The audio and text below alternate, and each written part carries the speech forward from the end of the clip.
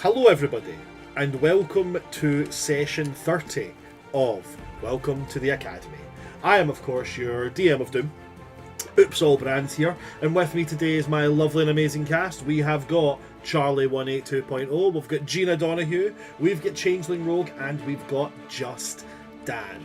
Just gonna get this out of the way very quickly, all the housekeeping that we have, starting off with the usual stuff that we start off with nowadays. Fuck ICE. Fuck everything they stand for, fuck everything you're doing, fuck everything that you want to do, fuck everything you believe in, and generally and overarchingly, if you support them and believe in what they're doing, fuck you as well. Here at World Tree Quest, we absolutely stand by anybody who's just trying to exist, whether that be in their sexuality, in their gender, in their identity, whether that be ethnic, cultural, national, or whatever. If they're just trying to exist and just minding their own business and you come in thinking you're better than them because, I don't know, you liked a certain flag back in a heyday, then fuck you. And I really do hope that the door hits you on your way out. Good fucking bye. I hope you trip face first into a landmine. Yeah. Other housekeeping. There was another housekeeping thing.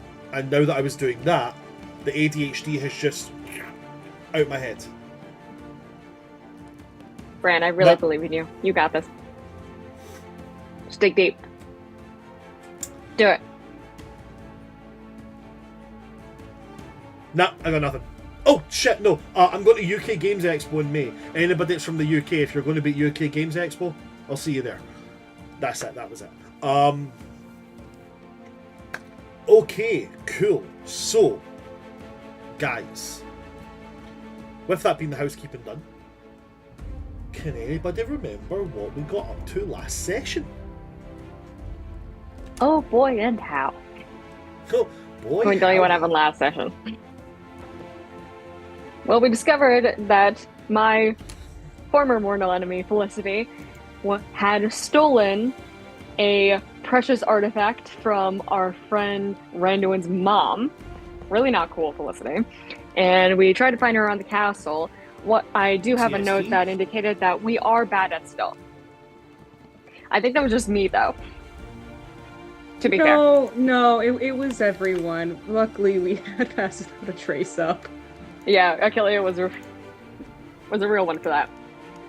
And so we eventually found out where Felicity was. She was in the not dungeon. Correct me, Bren. The basement. Felicity was in what we decided not to call the dungeon, because why the fuck would you call a place where you educate students a dungeon? That's fucking weird. I think the term that we went with was cellar. The cellar. The dank, dark basement. Indeed. We found her The in warm, the dark basement. welcoming cellar. We did not find her there, but we did find her in the deep, dark place. Where we found a hellhound about to attack her, and we all defeated the hellhound. We tore the necklace, which was the artifact, off of Felicity, which was basically kind of possessing her and controlling her to release a devil of some kind, and we thwarted that. To find that Felicity had no control over what she was doing, and Rista kind of had an identity crisis about why she has kind of this rivalry relationship with someone who is so pathetic. Anyway, we brought the necklace back to Captain Faulkner, and we learned a ton more about the Monoliths, which are what we're trying to discover as the secret society. And I also wrote that Constantine has daddy issues. I forgot about that. Totally accurate. And we need to get mind shielding rings. Because we're real dumb bitches. And then we were too tired to continue to party. And we called it a night. And then we called it a night. We did. We called it a night with everybody going to their... With everybody going to sleepy sleeps. And so, with everybody going to sleepy sleeps, that means everybody has to now wakey wake, but that means that everybody's at their full health, all that jazz, everybody's got all that back. Nice.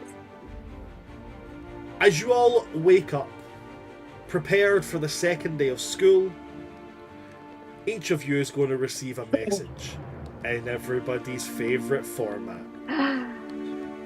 Wispy. Hello there, my name is Wispy, and I am the school. I can't. Every single time I do this, I give them a different intro, and I should really just write it down. No, it's better this way. It is. He tries to change it up every once in a while. I know. Keep it fresh. Keep it fresh. for us. You have a message from the school administration. Do you accept? No, Wispy, go away. it's 7:30 in the Yes. morning. Go away. Obviously, I'm already awake and have been for the last 4 hours. No, I'm just kidding. Christ. I accept. Should we roll for hangover, by the way? Can I just say that Elwin has one? He went back to the party when everyone else kind of. Are you willingly accepting that you're going to have? So are you willingly accepting a hangover? I'll 'Cause I make a have- constitution I have rules for a roll, hangover. but I think Rista stayed maybe another half an hour, an hour, and then she called it. yeah, So I think like we to already had chat. it. We already had it that Rista and Malik have stayed for another hour, and then they left together. Yeah. We left it there. Yeah. We left it there. Oh, believe me, that night, no, there was no fade to black. We don't. There was nothing happening that night.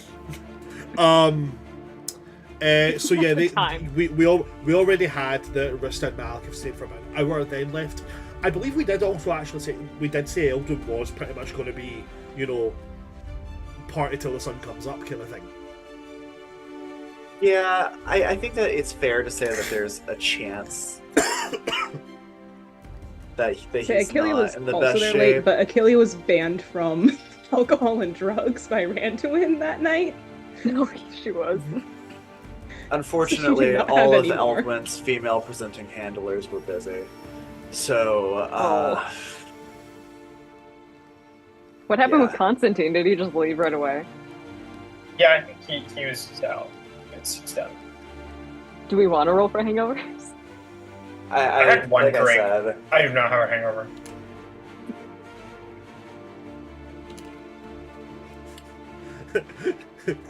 Constantine's just like, I don't have a hangover. I bet you Constantine does the Batman when he walks around with a glass of ginger ale because it looks like champagne. Honestly, 100%. probably.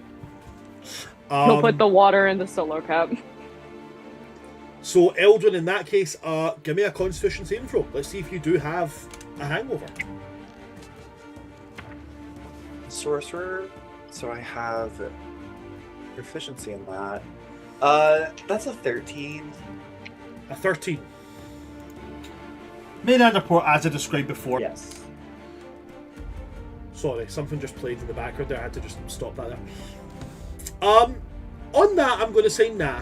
Nah, you've not got a hangover. You've probably got like the dry mouth, Sure. but no headache, nothing like that. Just dry mouth, maybe a little bit of like the aches and pains that goes away after like half an hour of walking around.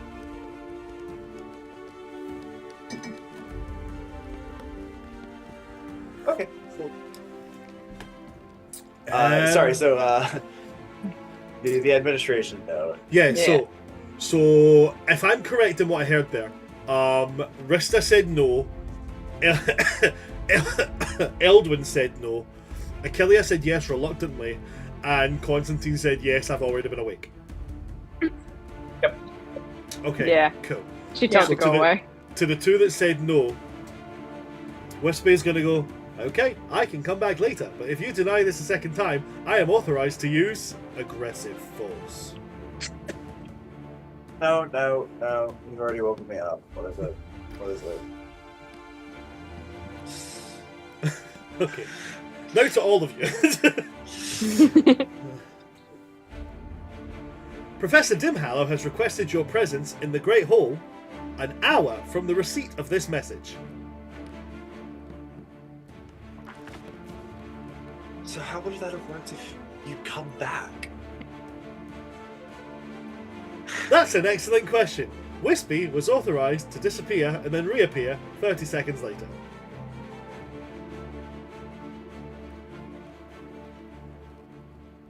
Message received. Thank you. Okay, thank you, Wispy. Y'all go away. You all Is there an welcome. And RSVP button? And remember, anytime you need anything sent or a question asked, just say, "Oh, Wispy," and he disappears in a puff of smoke. Now, if I'm correct. One day people will whisper his name in dark alleyways. Oh, Wispy. Wispy. Becomes like a Poppy's Playtime style menace. Like, Oh my god. I don't know. I feel Long like up- Wispy's got a good sensitive. We could make a religion out of this. We really we could. Long tried. after the Don't academy is should. like centuries or millennia from now, when the academy's long been destroyed, Wispy's the only thing that remains among the ruins. but he's now become Right, and twisted it's and like, warped, so you he's some are kind of like God. haunted guardian. Yeah. Because he'll be kind of like the god of his own realm. There's just mad scrawlings all over the walls saying, "Say, oh Wispy, say, oh Wispy." And somebody walks in and just stupidly goes, "Oh Wispy," and he just appears like, "Someone finally said it." Christ. Nothing Well, I'm can ever scared be. now. Nothing can ever be nice in my mind. Why can't I just have something be nice? This little thing started off as Casper the Friendly Ghost, and now it's turned into Ghost Freak from Ben 10. Like, No, Bran, this is really given Lucian's end of his entire character arc. no, Like, you no, absolutely made him his so is- sad. No, his is sweet sad. His is sweet sad. Like, Okay, this is just like gothic horror sad. this is absolutely like Crimson Peaks, Wuthering Heights level gothic depressiveness. Which feels about right. But anyway, so you guys have been told an hour from now you're expected in the entrance hall of the castle with Professor Dimhallow.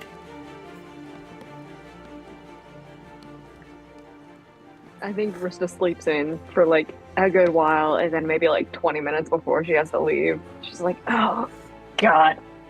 Okay, fine." And then starts to get ready and like heads out. Okay. Eldwin, Constantine, Achillea, what about yourselves? Helia's gonna make a giant, like, thermos, like, massive camping thermos full of good coffee. Oh, yeah.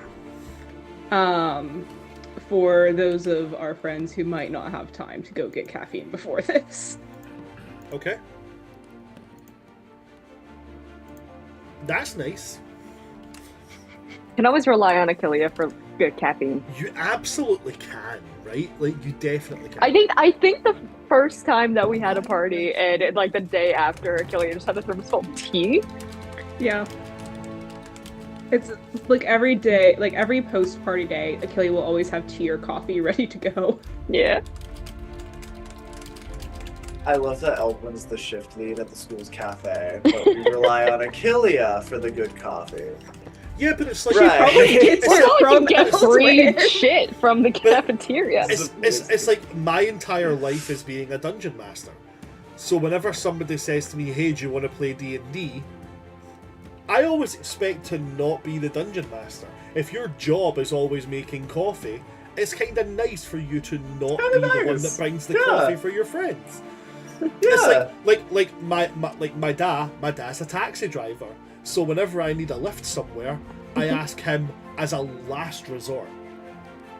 Yeah. Because he drives people around all day, you know? So, like that. Yeah. It's definitely all Eldwin approved coffee, though. Her. Ooh. Single origin. Colombian. Where the hell is Colombia? Oh, you're a coffee snob. That's for of me to course. know. Of course, you're a You- coffee snob. I'd have to be, man. I'm around it too much. Yeah, Eldwin will roll out of bed, put on his clothes, put on his face, and head out into the world. Having been with Achillea in the Feywilds for what was maybe 2 months, maybe 2 years, Eldwin is accustomed to Achilles' kindness and will therefore not be making any coffee. I like it.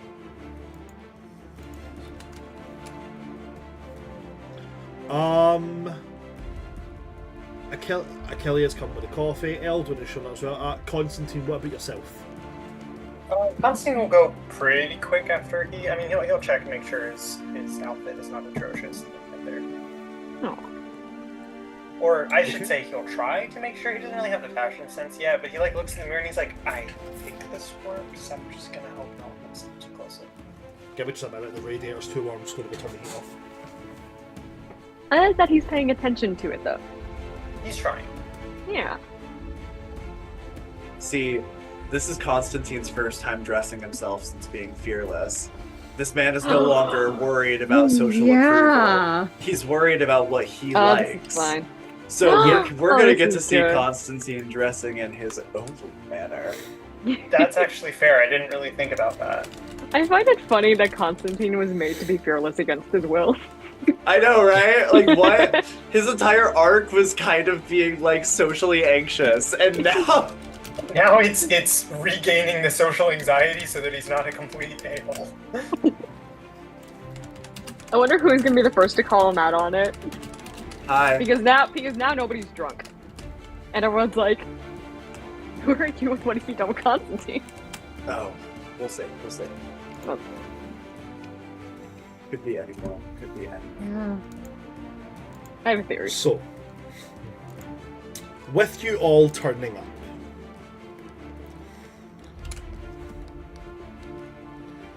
the rest of the student body is there, or specifically your year, the second years. First years, third years, fourth years, fifth years, all kind of like float around you as they're on their way to their classes. But eventually Professor Dimhallow will come down the stairs, steps out of one of the yawning portals, comes out. See what I did there? Yawning portal. And comes down the stairs, stops in front of you all and says,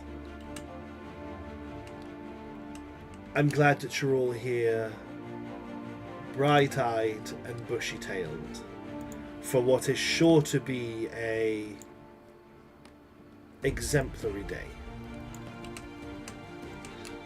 First off, I would like to once again express our joy at having all of you return here for your second year of study.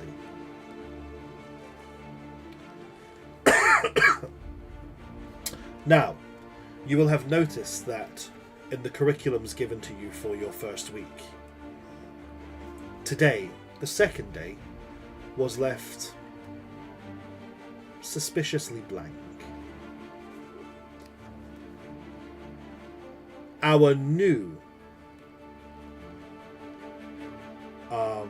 headmaster and myself have come to an agreement for a bit of a reprieve of studies.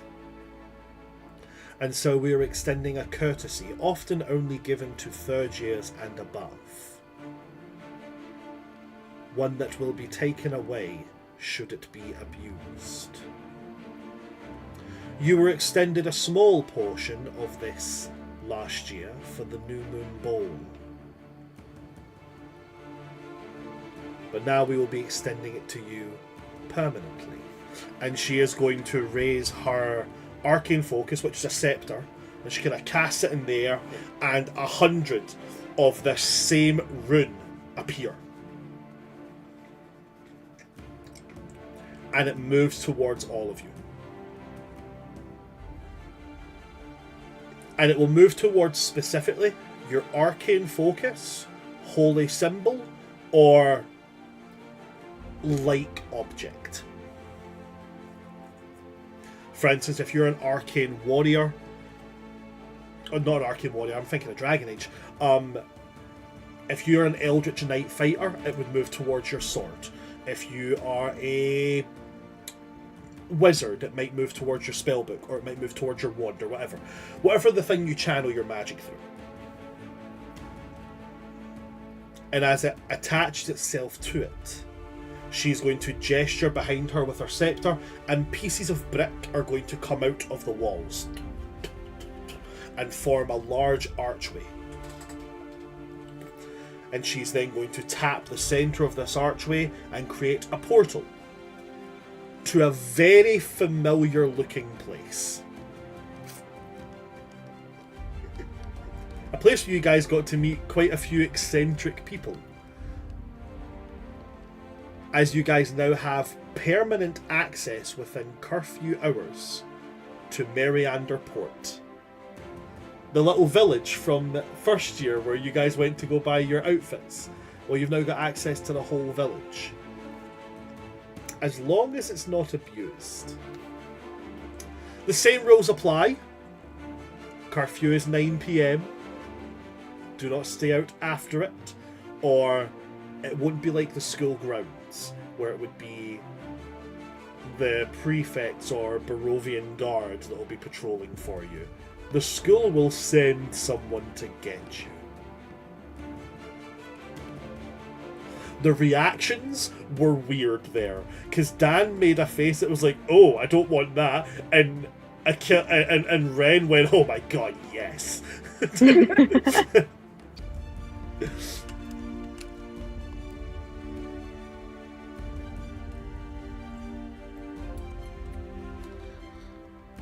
So, with that being the case, Professor Dimhallow will simply gesture and say, "You have been given the entire day to explore and to..." And she makes a face as if she's trying to smile, but it comes out as more of like a sneer, like she's too used to being serious. Have fun. Oh no.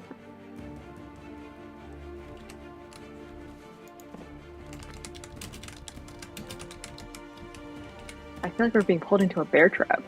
So Yeah. in summary, Yeah. Wispy woke me up early to tell us that we have the day off. Yeah, just about, yeah. Kelly, do you have any coffee? Oh, I have it right here. It's already poured and everything, Oh. just for Roost. Thank you. Thank you so Eldon? much. Can we go back to the Feywilds? I don't like it here. I would love to go back to the Feywild, too. I don't like it. Constantine, coffee? Please. Coffee. 4 cups is too much for a morning, right? I'll leave that up to you. No. Yeah, he's fearless. Touch them. Constantine, your outfit looks nice today, by the way. It Thank does. you. I like how you left it untucked. It gives you a sort of more casual look. You know, it seemed right. Plus, I mean, is there... I don't know, a lot of plus... I guess usually I'm comparing it to what the right answer is, but it seemed right. I don't know. That just seems like self-expression today. Yeah. I'll make it cautiously. Well, You seem more confident today. It's a good look on you. Yeah. So I'll, Yes. I'll lean on this ahead of time. I'm a little confused. no, Yeah, we would actually never have a agree meeting- to compliment you. No, we actually have a meeting every single morning to address how we're going to be talking about you throughout the entire day. We do it before you're awake. Absolutely. Well, I would believe that, except for the fact that I'm well aware that Eldon will never get up early, for really any reason, even if it was to psychologically mess with me. Not true. One time the full moon came out while I was asleep, and I got up rather violently. Okay, you would never voluntarily get up before. That's true. So, I'm confused. Why are we getting a day off? It's the beginning of the semester. Wouldn't this have made more sense halfway through? No. Beginning of the year shopping. Not everyone gets their school supplies ahead of time. It's a magic town full of anything we might need, including the things I need to make soul rings of mind shielding. Oh, amazing. Well, I'm glad today will be productive as well. Did we want to, I don't know, maybe go meet somewhere to talk about anything that happened last night before we go into town, or do we just want to go ahead? Oh, I don't know if I let all of you know. Me and Malkuth are official now. Oh, good. Oh, Yay! Yeah, it happened last night. Direction. Very happy for you. Good. Oh, thank you. Just out of curiosity, do we see Felicity among this group? I just wanted to see how she's looking. Or she's Oh my still in God. the nurse's office. She probably is. She's probably still in the hospital wing. Oh no. Oops. You in fact actually see one of the runes that Professor Dimhallow casts flying off into the upper corridors, going towards the Wouldn't it going be- towards the nurse's Sure. office. Wouldn't it be two of them, No, though? no. 'Cause Two, Pyro- because it's my arrow. No, he doesn't need one. He's unconscious. There's He 100 he of won't be us. for the entire year, just most of it. He's gonna have to retake the year. Wait till we get the Oh, third year. There will be a Which new means NPC. he won't be in our year anymore. There'll be a here new anymore. NPC. I now have to make 101 NPCs. How great! No, is it's like a that? It's like a present for you. Can I ask how Pyro's number can be rolled again. if the royalty of the elemental plane of fire found out that it was Eldwin who set Pyro back a year, how would that go? Not good. So Well, I don't. I've actually thought about this. The school would not say, much like a school would behave if, like, you know, two students got into like an argument in a fight, and then one got a concussion and one got sent to the hospital with a broken arm. They wouldn't go, oh yeah, so it was Malcolm in his class, and then it was they would say he and another student went to an altercation. Yeah. Now, when Piero wakes up, see, now you guys have got me doing it. Now, if Piero wakes up and he remembers and he tells them, then we have a situation which will be very funny to roll for. But I'll have modified memory by then. We're good. hey, Piero, so do you remember what you were the one that modified memory? What? No, it wasn't. Mine No, it twice. wasn't. That was definitely Constantine. Oh my god.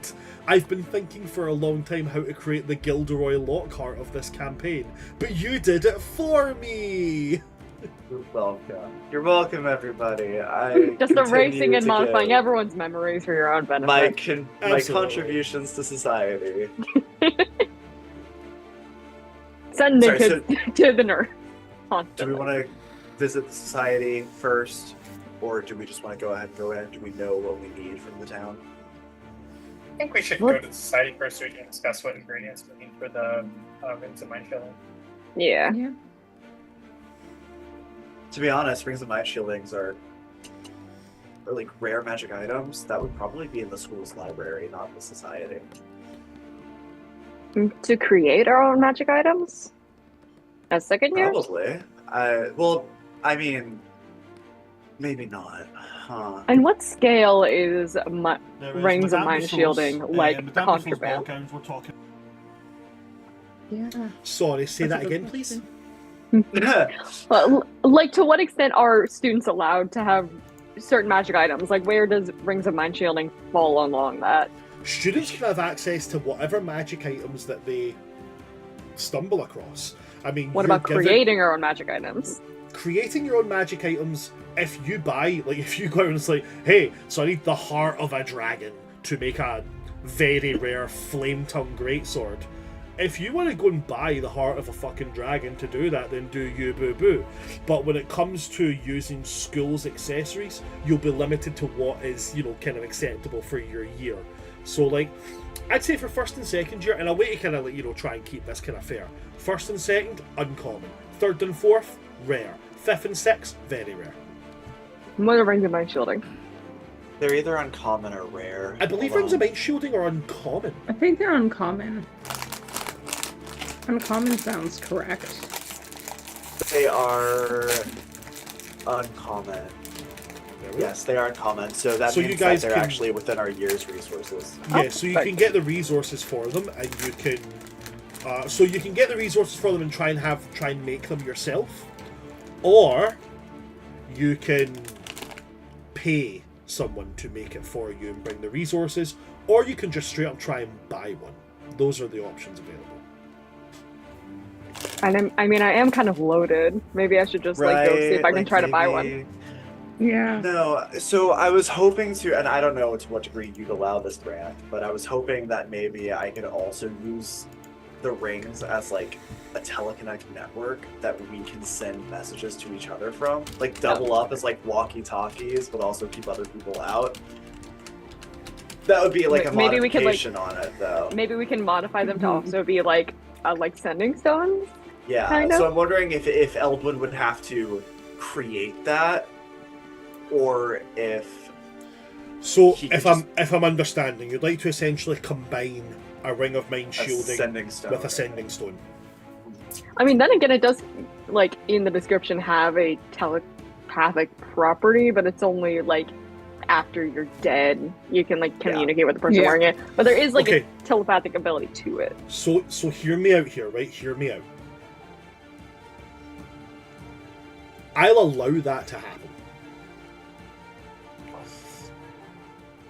We'll create a whole new item, but because it's combining two uncommon items, I'm going to make it a rare item.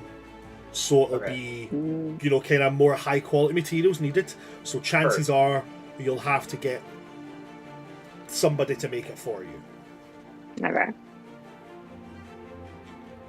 But Okay. you can find what materials you would need. You can find that. You can find the materials to make fucking a portable black hole in the library. You can find the recipe for it. Finding the actual materials themselves is the harder step. But like, yeah, like you can find quote unquote a recipe very easily.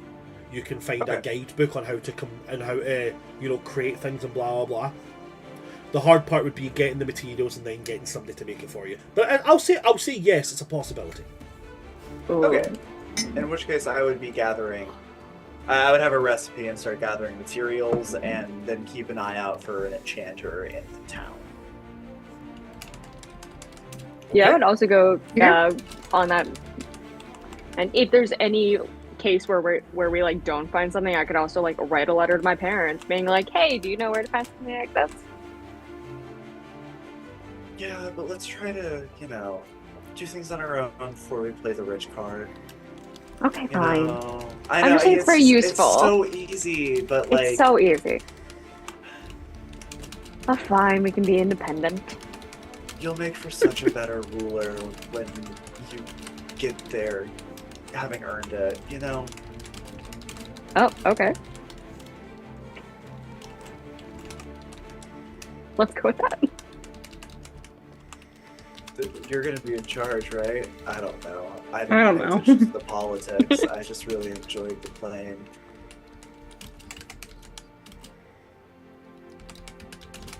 Anyway, let's go shopping.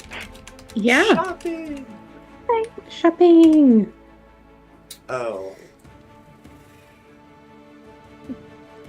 Okay. What? As you guys, I just Is remember it- that Elwyn told Kaladin about the society. It's fine. And you don't tell us? Or you you just something remember- to share with the class? Definitely you do occurs to remember. him in that moment. Christ. I need to do damage control for something really dumb that I did last night. What What did did you you do do? last night? Would it be Yeah, so inappropriate if I asked who you did last night? And in I'm either sorry. question, is this about Kaladin? My god, should I just let you guys cast detect thoughts? Yes, it's about Kaladin. I didn't do anyone last night. What was the other question? What did you do? Yeah, Oh, what right. did you do? Okay, so listen, right, I was getting to this point. I spent a lot of time over the summer thinking about what I wanted for myself and my life as more than just this act of climbing the social ladder. And I thought maybe I want something real with Kaladin, and so I was going to have an exchange with him where we talked, and essentially, I still don't trust him because things were weird. Last year, he found us after saying some weird stuff. I don't want to go into all the specifics right now, but all that being said, I kind of wrestled about the society. Sorry. And And then Why that did you entire let that slip? Well, I knew that he knew something about the Forbidden Four magic types. I assumed it was chaos. It was Fel. Someone in his past destroyed his family, his home, using Fel magic. I don't know if that's our Fel person or who, but when asked where we go and what we're doing, and knowing that he already knows about forbidden magic, I did say that we study it and aim to keep it outside of the wrong hands. And then he proposed me teaching him Fel, and specifically said he didn't want to join the society, which kind of frustrated me because all of a sudden this entire relationship did not feel about our connection, but actually about a transaction where he wanted to use me to learn Fel without joining the society or being beholden to its rules. And so we got to a really bad fight, and he stormed off, and I got really wasted. Wow. So, That was a lot. are you okay? Sure.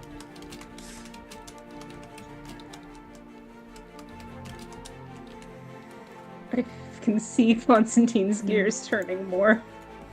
I'm kind of just waiting for Constantine to explode. Yeah. Listen, I can fix this.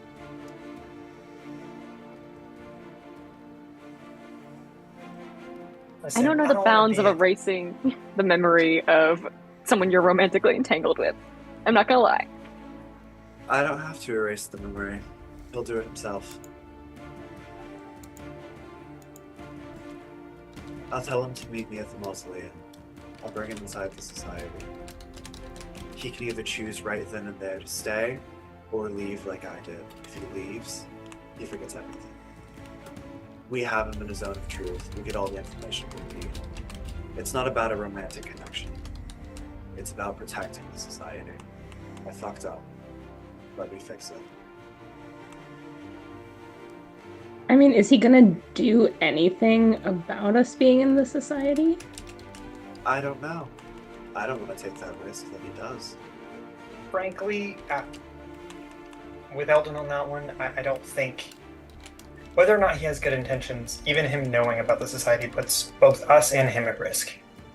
I don't He think... knew Yeah. about Fel magic before I mentioned the society, which isn't really helping his case as the potential school traitor. So I do feel bad about the possible, I don't want to call it strain as much as very possibly eliminating the possibility of any connection between you and him moving forward, because I think while we wouldn't be erasing his mind directly, putting him in a position where he either has to do something he has clearly stated he doesn't want to do or erase his memories is a little coercive, to say the least. That being said, I think that's kind of our only option here.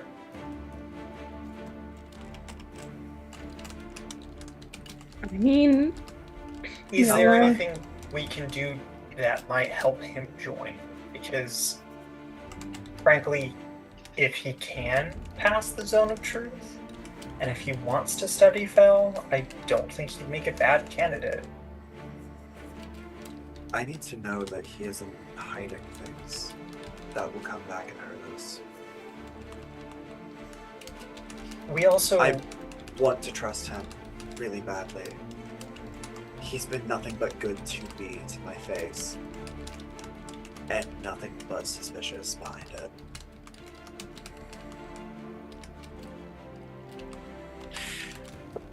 On one hand, I think we should deal with this as quickly as possible, because the longer he is aware of it, the worse we are. The I'll more invite time him he has today. to talk to other people. The only other worry, though, is you weren't ready to share your secrets with us. It was too quick. And that took a good amount of time before we were able to handle that. If we want him as an ally, we want to increase the chances of him joining as much as possible. He was the one who encouraged me to open up to you guys. So either he's a hypocrite and walks out, or he figures it out. Either way, I'm emotionally distancing myself from this. Should maybe someone else invite him then? No. It's coercion, right? I'm your guy for that. Element. What do you all think? I mean, I don't know, because, yeah, it is a little suspicious, but I feel like, I don't know, I don't think he's the traitor. Because didn't our familiars mention, like, other people too, not just him?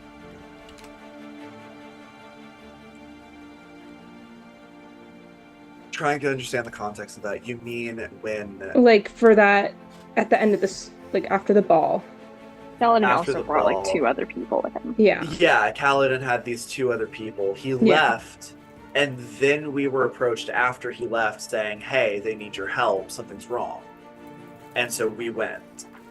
Then Kaladin shows up with our familiars later with 2 other people saying, yeah, as soon as, Eldwin left because something was wrong, I went and got help.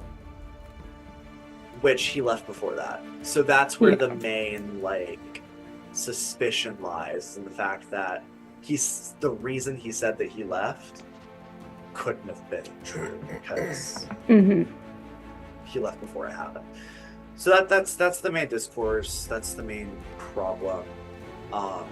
And none of those 3 students is necessarily the traitor, but Yeah, Achilles is just emphasizing that he might not necessarily be the traitor, especially if, considering there were 3 of them there. yeah, there were other people involved. That's true. Our familiars did mention that, but Well then, I don't want you to put yourself in a situation where you frankly bamboozle Kaladin into his society. I think from what it sounds like in your conversation, there was a good amount of, frankly, messiness between y'all's relationship and the logistics of the society. Perhaps it would be helpful for someone to speak to him not from a place of social connection and more from a place of we need to deal with this as a problem.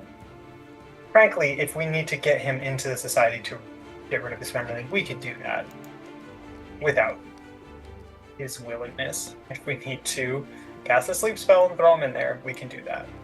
I would rather him come willingly and not tricked by you. He seems to be a reasonable person. I could approach him and speak to him about the matter. right. I don't want you burning any bridges. Also, if I go missing and he tries to kill me, well, then we have our answer. That's true. Yeah, I'm sure he'll be running around the shopping center today. I'll find him. I think the thing that I'm still curious about is he was upset with me for assuming the worst. He accused me of not trusting him at all, even though he was the first one to know about the werewolf thing, the first one to know about how I became a werewolf, and I feel like I've been very revealing with him. He seemed to want the benefit of the doubt, which I couldn't necessarily afford to give. That seemed to be the main source of the problem. And I think that trust and the benefit of the doubt are different things, but I might be wrong.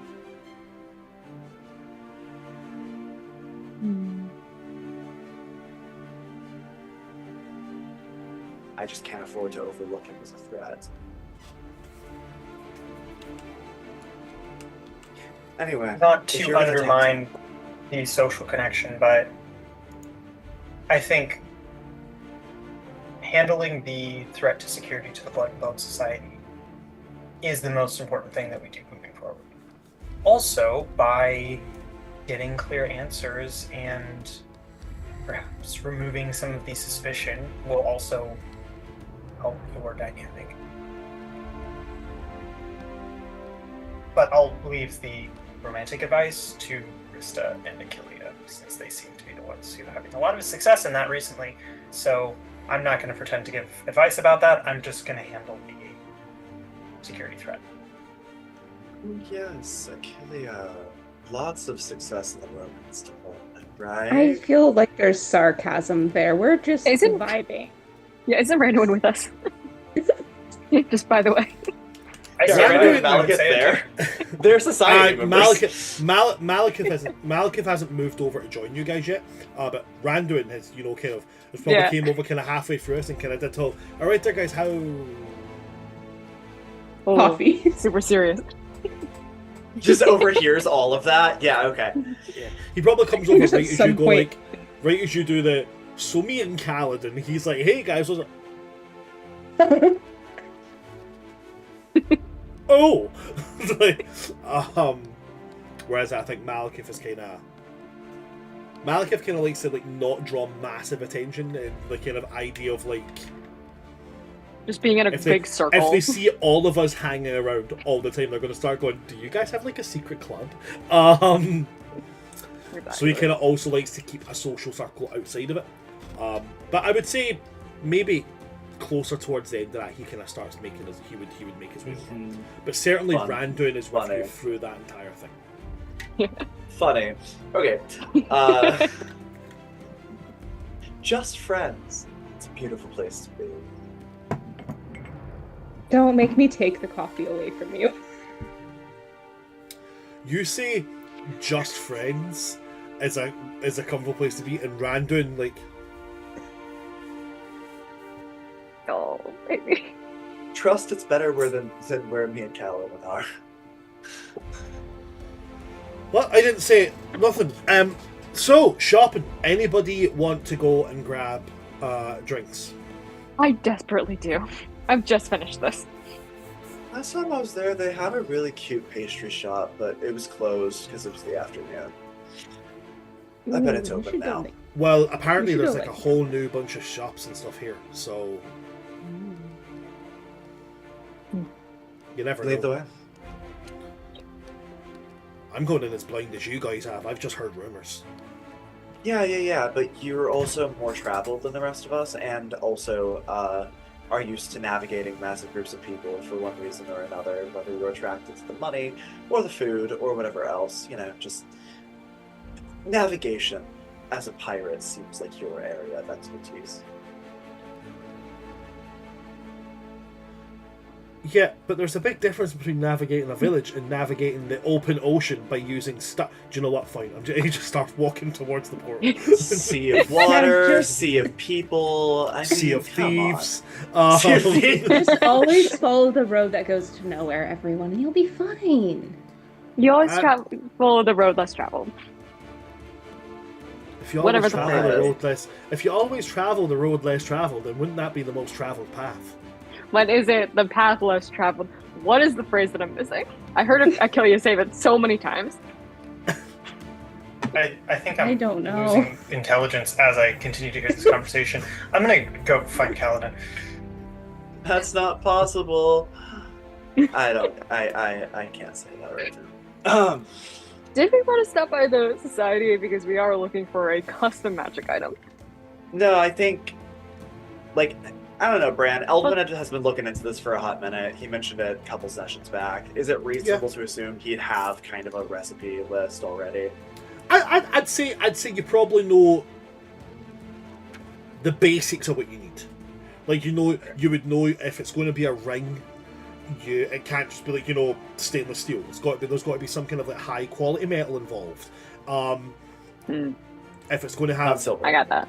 If it's going to have the qualities of a sending stone, it's probably going to have some kind of the metal's going to either have to be quite tough as well as being high quality, or there's going to have to be some stonework because there's going to have to be runic inscription. If it's going to have the qualities also of a ring of mind shielding, there's got to be a setting so that a gem can be placed in it as a psionic resonance. So you probably know kind of like, we need this.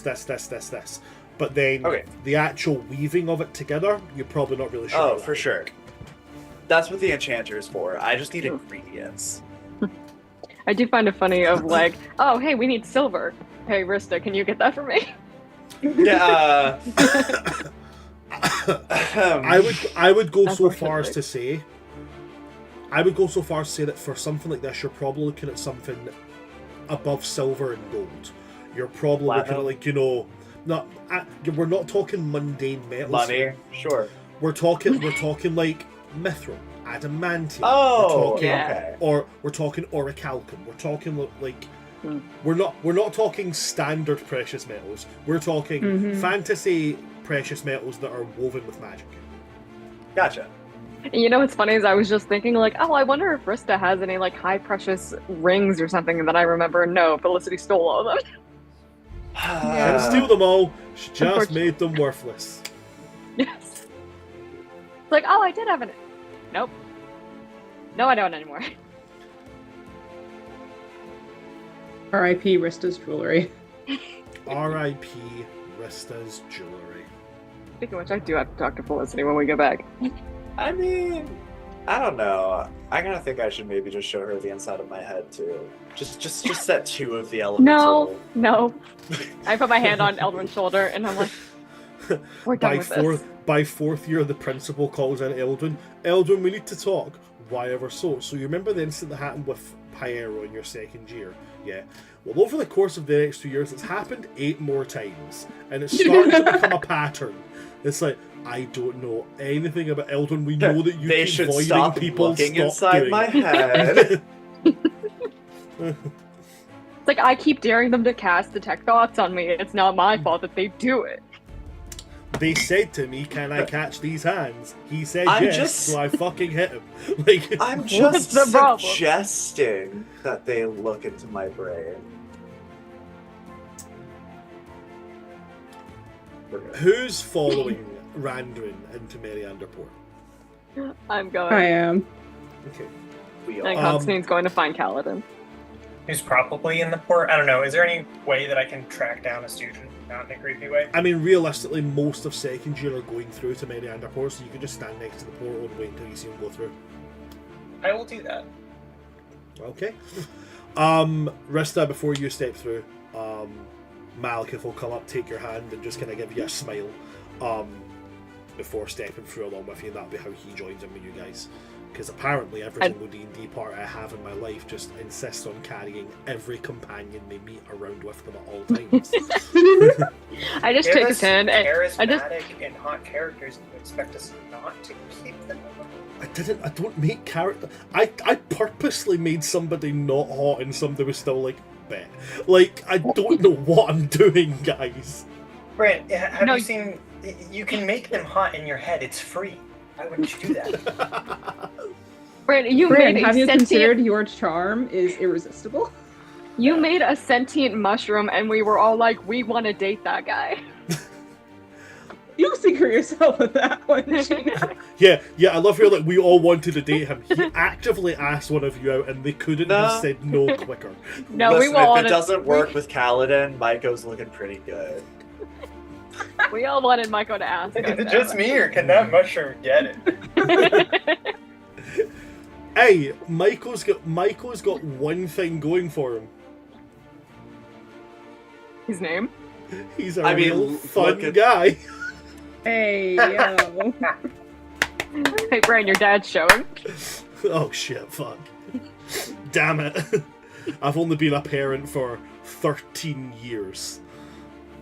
Yeah, you gotta keep that on the down low. I hate that Gina said your dad is showing, and I looked for a necklace.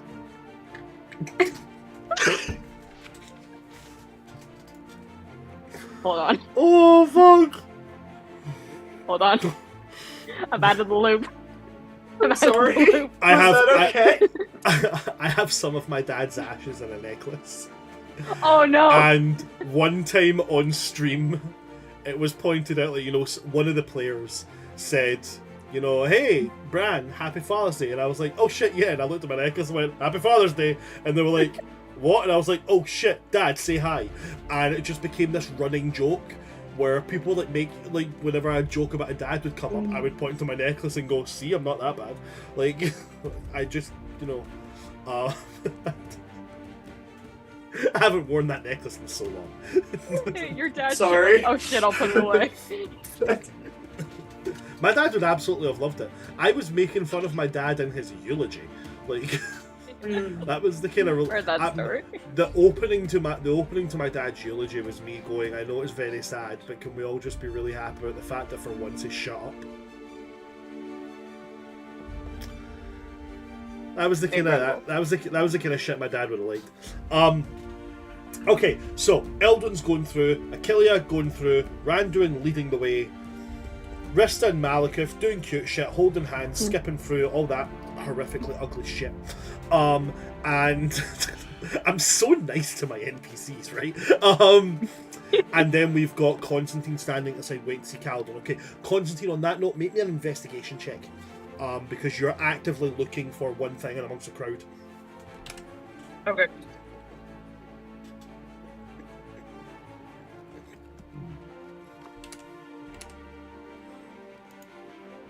That's a dirty 20. Dirty 20. Okay, yeah, you will see him. You will see him going through. But he's going through with some friends. Let's see who he's going through with, shall we?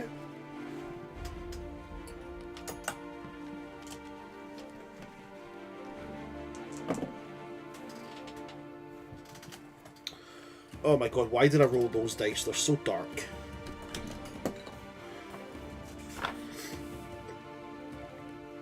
Okay, speak of the devil.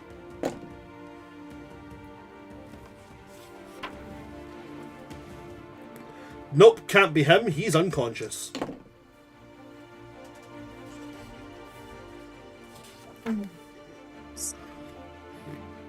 Okay, cool. He is going through with have you met? Yes, you have. Yeah, of course you have. He's going through with Sarah, the gothic chick that wears black and green. And he's also stepping through with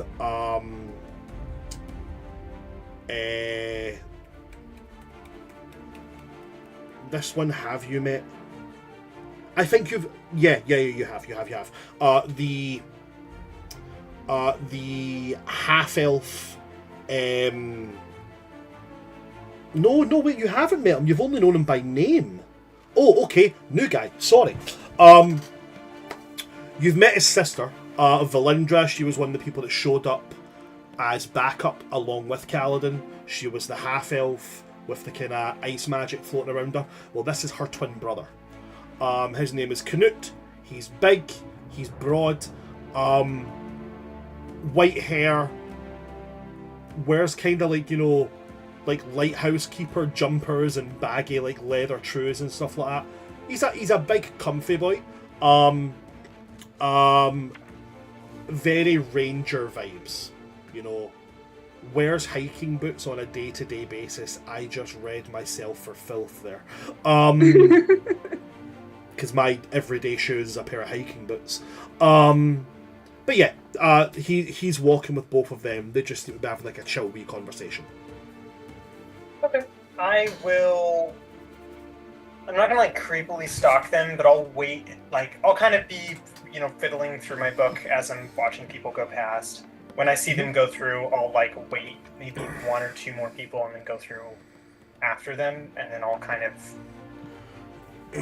talk to them once they're through the portal rather than right here and now. Okay. Everybody passes through the portal. Now, as you guys all pass through, Mediander Port looks very much like it did. Still the same kind of vibes. Still the same kind of hustle and bustle.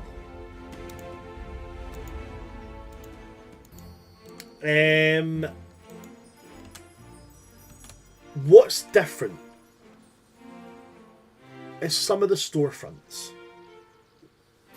Now, as you step out the portal, as a reminder, you step out of the portal and it's immediately like a little cobblestone bridge which goes over a wee river and leads you right into the village. The first thing you would see as you come in here is when you came in last time, the first thing you would have seen here would have been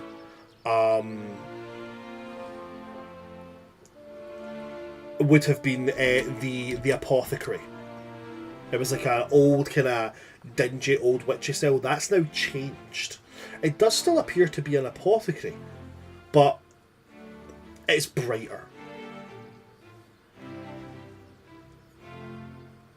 And a lot of the storefronts seem to have different names and stuff, or they have maybe been revamped a little bit. It smells a lot more alive here as well. There's the smell of a bakery, as was pointed out. The bakery is open. There's a confectionery.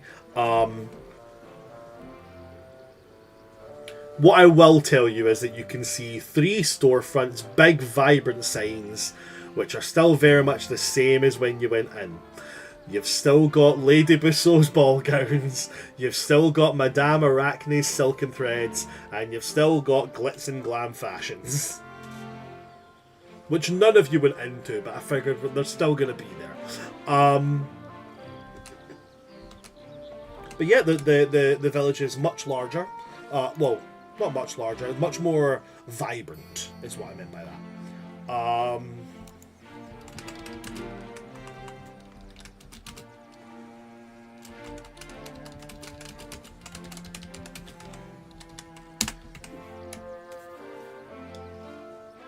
How would you like to explore?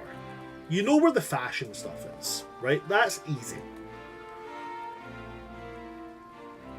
But you've got places to eat. There's, like I said, there's a... Let me get the full list of freaking shops here and I'll tell you exactly what we've got here. Scroll up to the top of my thing. So, you can see the first shop as you come across the bridge, and the most obvious one straight away before you even get into it, you can see it, is the Pestle and Petal Apothecary. It's very much an apothecary. You can smell the herbs and stuff coming from it. As a reminder of what you've seen last time, it wasn't necessarily open. There is an instruments and oddities shop. There's a wood carvery. There is a candle house, a place where you can buy many different types of magical candles. There is obviously the fashion shops that everybody knows. As a reminder, there's also a gentleman's tailors called Bespoke Tailors.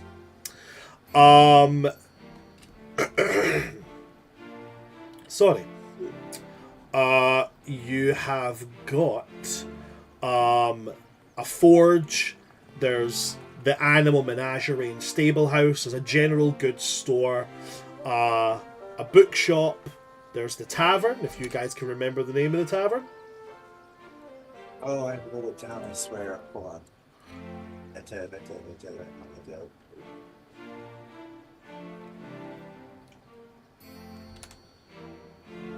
Oh, I did it. What do you mean?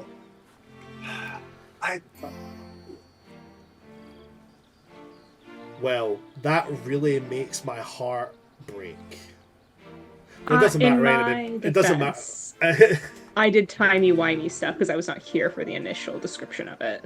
It doesn't matter anyway because there's a new tavern here. Oh. It's called the Well, Bristled Badger. The There is Bristled Badger. the Bristled Badger. There is a like magical curiosity shop, and there's a bakery and a confectionery shop as well. I Now- mean, the bakery is the first step. Of course. No, just Definitely. to clarify, the magical curiosity shop, that suspiciously sounds like a trick magic shop. Is that it, or is that like a magic item shop? It's like a weird and wonderful magic item shop. You know, it's like if you want magic weapons, you go to like a blacksmith. If you want magic armor, you go to an armor smith. If blah blah blah. This is like those weird magic items, like a cloak of billowing. The weird wee quirky ones that don't do much, but sometimes they do just the right fucking thing. Yeah. That's what you would find in here. Maybe we could go there to find someone to build us rings. So there isn't like a dedicated enchanter, or would they maybe be at the alchemist's shop or something like that? So an The enchanter, forge. an enchanter would probably be something a lot that would probably be working in tandem with like the forge, because if somebody wanted a magic sword, the smith would create the sword, and then there would be an enchanter over there. So the enchanter's probably located to where the forge would be. Yeah. Okay. First up, breakfast, and let's wait for Constantine there. Yeah. That's perfect. Then we can all check out the forge. He'll want to hit the bookshop, and I'm sure there's more. Yeah. I just put my hand on Elvin's shoulder. Let's go get some dream pastries from the bakery. We'll drown your sorrows in sweets. Sugar fixes every problem. It It does. really bloody does.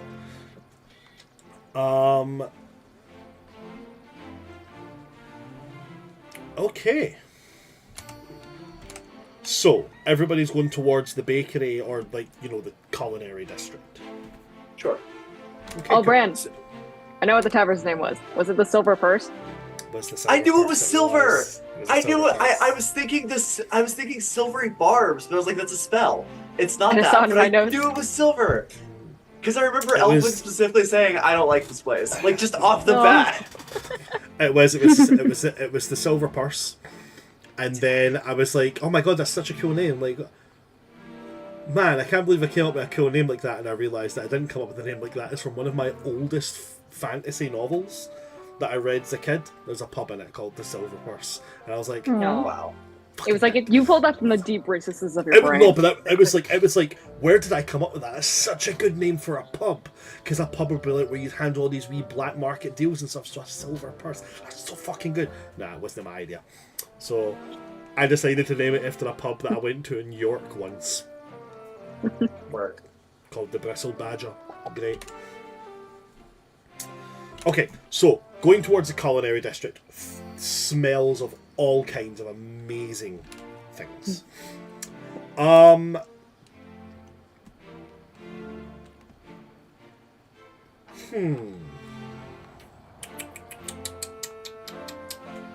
Yes. Two of the major things that are going to stand out here is there is two particular types of bakery here. There is a there's a baker whose whole thing is bread, That's good bread. right? Many different types of bread. Sweetbreads, sourdoughs, soda breads, the whole shebang. Then there is a patisserie. Someone who's doing pastries and sweet treats. And then there is a confectionist. There's like, you know, chocolates, sweets, that kind of thing. Okay? So, to introduce them. The first one you're going to see is Honeywick's Bakehouse. The patisserie of your dreams. In front of this, you can see revolving stands of all kinds of amazing scones, cookies, honey dumplings, all these kind of amazing cakes and treats. The owner in there seems to be a dwarf, not a dwarf, sorry, a halfling. Very smiley, flower path like dashed across their face, all over the place. Going to the next bakery, very much more kind of rustic vibe to it. We have the wonderful and amazing folks. So I'm talking too fast. Over at the Golden Crumb. And at the Golden Crumb, it's your very kind of like more savoury bakery. You know, they do mostly bread, you know, but they do like, you know, like meat pies and stuff like that. Like your kind of food bakery rather than sweet bakery kind of thing. Chubby human man, bald head, big old curly, like strong man in a 1940s circus style mustache. Nice. This man looks like he could throw the oven at you. He is big, barrel-chested, big arms, big boisterous voice. And then when it comes to the confectionery, it is, I'm not gonna lie, it's Willy Wonka's sweet shop, right? That's the vibe. Bright, vibrant colours, explosions everywhere, all kinds of weird and wonderful sweet treats. And the guy inside is very, I'm going to say leaning more towards like the Mad Hatter than Willy Wonka, but you get the vibe I'm going for here, right? Very, very obviously an elf. Okay? Very obviously an elf. So what do you guys want? Do you want sweets? Do you want pies? Or do you want pastries? It looks like someone in the chat just redeemed cash and prizes. Yeah, it does. Oh, okay. So cash and prizes. Cash and prizes. Cash and. Who was it that? Jess. I knew it was you. Always Jess's favourite thing is cash and prizes. Basically, what this means is I have to take a wee note. The next time you guys find loot or find any kind of cash value of reward, the rarity of any item found is immediately one rarity higher. So if it was an uncommon item, you'd find a rare item instead. Or if you find a cash value, the cash value is doubled. Does that mean that we're going to have a better time finding stuff today? Or does that mean that the rings that we're going to get are significantly better? I'm going to say, because today's a chill wee shopping session, I'm going to say that if you guys buy any magical items, if you're buying something as is, it'll be half the price. You know, they'll have a sale. Or if you're like, I'm looking for such and such a thing, if it's on the list, I'll up the rarity of it and make it slightly better. Oh, yeah. Okay? So yeah, you'll have an easier time finding things today. Thank you very much, Jess, for making my players much more of a nightmare for me.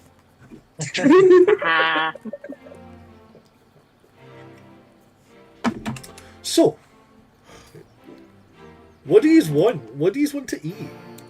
I'm gonna hit the Golden Crumb really quick. Yeah. An Oh no, I'm going to the excellent choice. patisserie. Yeah, I will join you there in just a moment.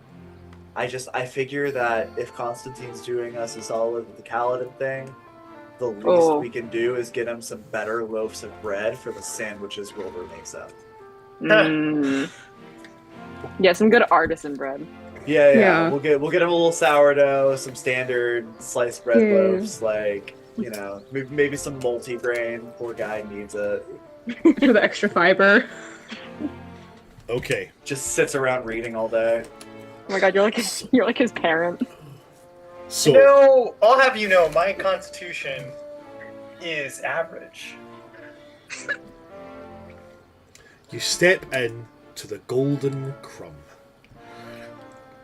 And immediately you are met with the most jovial, boisterous, jolly, "Hello! Welcome to Golden Crumb, friend.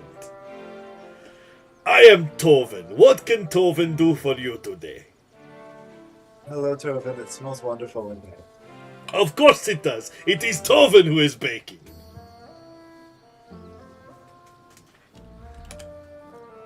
This is where you tell Tovin what you would like, and Tovin will receive for you.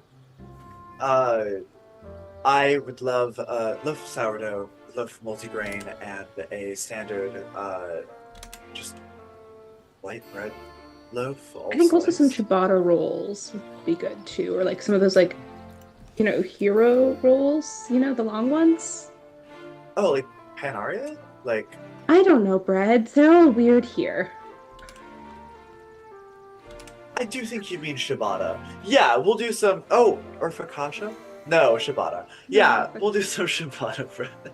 He's just, as you're saying this, he's still just big smile, writing it, and every time you say no, he just scribbles and just keeps writing and scribbles and But he goes, of course, friend. Tovin will go get all of these things for you. He lumbers away, has to turn sideways to go through doorways to go into the back rooms where he's like the oven from Beauty and the Beast. And as he's cooking, he just sits and sings these weird songs. He's doing that in the back while you hear oven doors banging and slamming and trays being moved around and all that Cloud kind of of shit. flour just starts emanating from the back room. But as the flour comes out, it floats and gradually spells out the words "be with you in a moment," and then dissipates into the wind and such, and then eventually comes out with everything that was ordered, all wrapped up in waxed parchment paper tied with string, and puts it all down.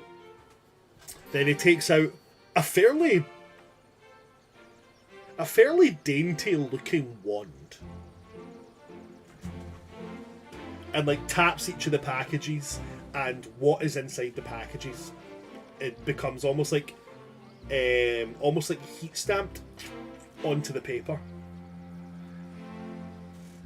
And he's also going to point to one on the end and said, also, as first time visit, Tovin has given you little sample of honey and herb baguette.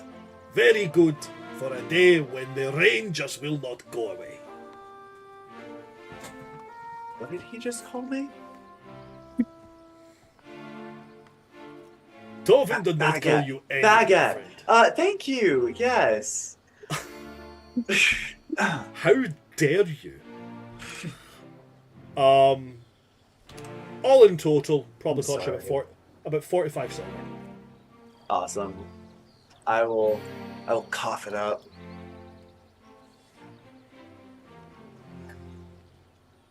I don't fuck with silver, so I'm just gonna remove 5 gold, and he gets to keep the extra. Hold on, have you not dealt in silver currency this whole time? No. That's hilarious. As a matter of fact, the invention of Electrum as a part of the currency system is for people like Eldwin. I use Electrum. Oh, that's so accessible. He'll take the 5 gold, and then he will put down in front of you 5 silver. It's a tip. Keep it. And I will leave. And he will scoop it all up, and he goes over to a little jar he's got, which is in the biggest, chunkiest block writing. It just says on it, "For orphan." It just drops it in. I love him. Joke's on you. He's the orphan. I'm joking. So while you guys are doing that, Gina, you went into the confectionery, yeah?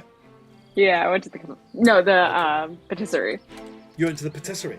Awesome. Yes. So as you step into this place, it's an entirely different vibe. Okay? I bet. There's flower boxes in the windows. There's mixing bowls and whisks and spoons that are enchanted to mix by themselves. Well, there's just this little halfling who's got this the sunniest little disposition, covered in flour, but they're like a demon wielding icing guns as they're making these wonderful looking cakes and such. And they turn round, see you, and kind of oh, hello, hi. Hi, I'm Pellin. Welcome to Honeywick Bakehouse. What can I do for you? Hi. Malekith, you want anything? Malekith is gonna Do I go the stereotypical route and have him order beignets? No, I will not. Malkith is going to kind of... Nah, I'm all good. Malkith doesn't have a sweet tooth. What do you mean? Isn't he Cajun? Isn't that like derivative of French, which is where most of these pastries come from?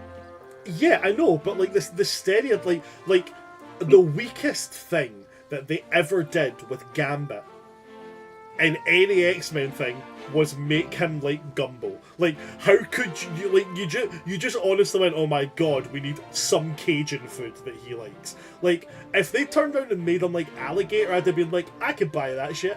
But like him, they made him just like, oh, I like Gumbo. Like, come on, man, be creative with that shit. So I just don't want it to be like, oh, they're in a pastry shop. What's the Cajun guy going to order? Oh, some beignets. It's like Randuin's going to walk into it next. What do you want? Oh, I just want me some good old-fashioned scones. Like, nah, man, get creative. Nah. So he's not got a sweet tooth. I honestly feel Malekith is kind of like Malekith seems to be the kind of guy who likes like sweet chili. Yeah. You like spicy. I definitely see him being more of a savory than a sweet guy. Yeah. If you like sweet, it's spicy sweet. Yeah, I do that. Like adding cinnamon to chili or something. Oh, absolutely. Yeah, he fucks with that shit. Yeah. I was in the counter. Do you all have chocolate croissants? Pearl's gonna go. So we do, but they're not normal. I will trust you. Okay. So we. You make it seem like I shouldn't trust you. Oh no! They're completely fine. We call them sunrise croissants. And the chocolate is kind of enchanted. And it just puts a little bit of a pep in your step. I'll take 2 of those. Okay. She will go away. Come back with just a little paper bag. 2 croissants in it. Eldwin said that they were going to meet up with us, so I think me and Mal could just find a table.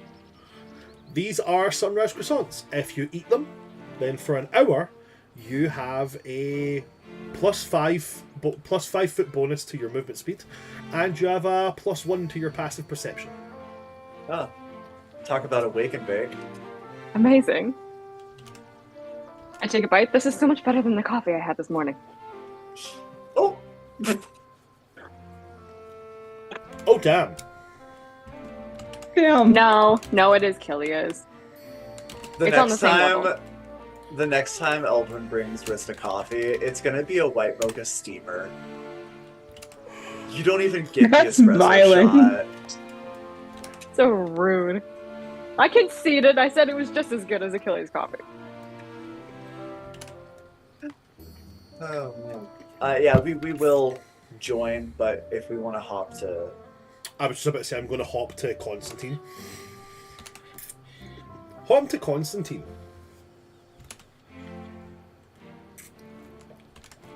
Constantine, you... First things first, I'm going to need a stealth check from you if you're tailing Kaladin. Okay. Oh wait, are you trying to be sneaky? Not really. I mean, I was basically like I was gonna wait. I don't know, maybe a couple yards after they like walk out, and then try and catch him after that. I can still roll the stealth check though. No. In that case, after they step out, it shakes hands with Knut, puts a hand onto Sarah's shoulder, and you just hear the tail end of their conversation. As Knut says to Kaladin, something, talk about it later. Okay. And then Knut and Sarah walk off, verging into their own conversation. Which point Kaladin's by himself. Okay. I will walk up to him in my head. Constance's like, I really should have thought this out better. I don't really have a plan going in. Hopefully this doesn't go poorly. He's gonna raise him. Kaladin, right? He's gonna turn. Yeah, I'm Cal. You're Constantine. We've met quite a few times now. Yeah. Just trying to be casual. Not too good at it yet. You'll get there. Hopefully. In the interest of complete transparency, Eldwin discussed your conversation. Listen, Eldwin said what he said. I said what I said. Everything's fine. I don't want none of that. He don't want none of this. We're all good. Actually, not why I'm here. Really not in the business of getting between people and their entanglements. There was a few, and Constantine's going to kind of like give him a little bit of a look of, hey, I'm using very specific verbiage here to not be clear. Aside from that, there were some other things that were mentioned in that conversation that were rather sensitive. I'm sure you remember what I'm referring to. Oh yeah, you're talking about like secret societies and stuff like that, yeah? Constantine. We're in the middle of a village which sells magical items and cookies and shit. Like nobody's paying attention to a conversation two students are having. I do not share your same confidence in that.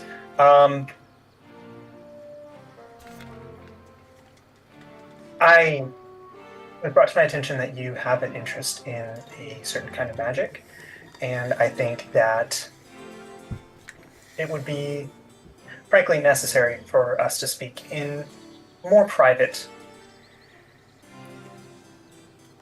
settings.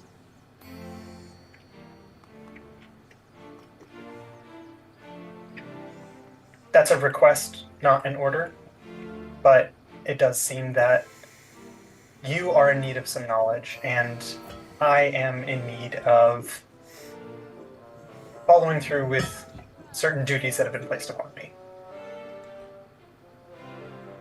Well, as I said to Eldwin, I definitely have an interest in understanding how a particular school of magic works. To be clear, I don't want to know how it. I don't want to learn how to do it. I want to know how it works. I want to know how best to go against it. I think your goals and ours are very similar. I know you made it clear that you were not interested in collaborating, but at the very least, I think a discussion is in order. Well, one that would be beneficial for both of us. Well, I'm intending on going somewhere right now where secrets are kind of the main trade. So if there's a place you want to have a deeper discussion, you're certainly welcome to follow me, as long as you know how to keep a secret as well. Perhaps better than you might think. I at least don't make a habit of discussing them out in the open. If you would prefer to do it on neutral territory, we can proceed to your place of secrets. He's going to kind of smile a little bit. Oh, trust me, there's no place more neutral. I can see that being an acceptable compliment. He's going like, wow, would you look at that? The benefit of the doubt. It does exist. And then he's going to... Right, follow me. On their way, I have met his. There were two friends. I'd met one of them. What was the one that I had met? So the one that you've met before is Sarah Aldamara. She's the one of the goth folk, because every school year's got to have at least 5 goths. One of the goth folk wears black and green. She's a witch. Her older sister is the Sangremancy teacher. Okay, gotcha. And the one that you've seen, or to be clear, you've met him in game, but above table, you haven't met him because you can't meet everybody in one particular year. But you would know of him at least. Was the second one, but the one you have met is Sarah. Okay, gotcha. I think I was thinking of that different character, but that makes sense. Okay. I can speak telepathically with Abandon, right? You can indeed, yes. Okay. I'm gonna do that to Abandon. I'm gonna say, Abandon, could you pass on a message to the others? Familiars or actually, what do we call them? What do we get? Not owners. What do we call the wards? Wards. So what is it you're asking? Sorry. I'm gonna ask Abandon basically just to stay present while we're going. Once we arrive at the location, just to let everybody else know where we are on the off chance I disappear. Okay. I'm doing the equivalent of sharing my location on a first date, so no one kills me. Okay. I love that for you. And he will say, okay, you want me to be nearby in case you need a shiv? Should be fine, but you'll be the first one that I call if I do need someone shipped. Okie dokie.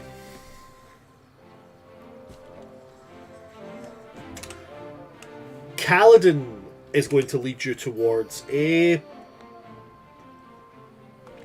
what looks like it looks like a little kind of a pop-up stall, like the kind of stalls you would have where there's a fabric flap that hangs down, and you would go in and it'd be like somebody doing tarot readings or stuff like that. Outside, humanoid figure, big cloak, big old crooked lantern hanging off. Lantern lit in the middle of the day. Kaladin's going to walk up and he's going to reach into his pocket and take out 2 coins. These are big coins. You're talking about yay big. Made of a really dull metal, and he's going to hand them over. In a fairly and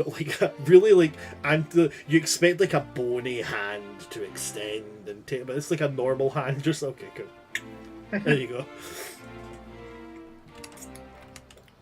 And you step through, and he steps through this flap and holds it open for you and gestures in. I'll walk in. Okay. As you step in, it's about a 5-foot square emptiness with just a hole in the ground. Did you just lead me into a porta potty? What? No, it's a portable portal. I'm guessing I know what that is. Yeah, it's a portable it's a portal that you can pick up and move. Ah, okay. And it's not used for waste. I can give you my absolute solemn vow. Nobody is going to pee or poop on you in this place. Unless you specifically ask and pay for it. No. Well, then you should be absolutely fine. Do we just jump in? For some reason, I feel like I should Just deliberate pushes you over this. Just pushes you in. For some reason, I feel like I should deliberate over this hole for a good, 3 hours. No, I don't no. know. Something's just telling me that we need to spend the next 2 sessions thinking about what happens with this hole. I don't know. Seems like a good idea to me. Okay, what do I see when I jump through? You jump through it, and he jumps through after you, and as you pass through it, after about maybe 5 foot of a fall, just to keep it within, you feel yourself land on a slide. You slide for about 30 seconds, and you land inside like a speakeasy style tavern. Kaladin slides in behind you, lands on his feet, and puts his arm on your shoulder and goes, "See, just think less. Honestly, it's the best way to do things." Anyway, welcome to the Buried Lantern. Okay, and is this place a tavern? It's a black market. Oh. Okay. Could you brief could- me on what makes it safe for us to discuss things? Well, because everybody here's got their own secrets, don't they? You hear theirs, they hear yours. You don't blab theirs, they don't blab yours. Really should have inquired further about the level of anonymity before we got here, because that's not really... Oh, you can't, nobody can see your face. Look around. Okay. And as you look around, everybody's face has no features. But can they hear us? Yeah, but nobody knows what your voice sounds like. But if I discuss the existence of something, people know that it now exists, even if they don't know who is a part of it. There are people here that are trading, like, illegal substances. I don't think they're worried about a little secret club in a school.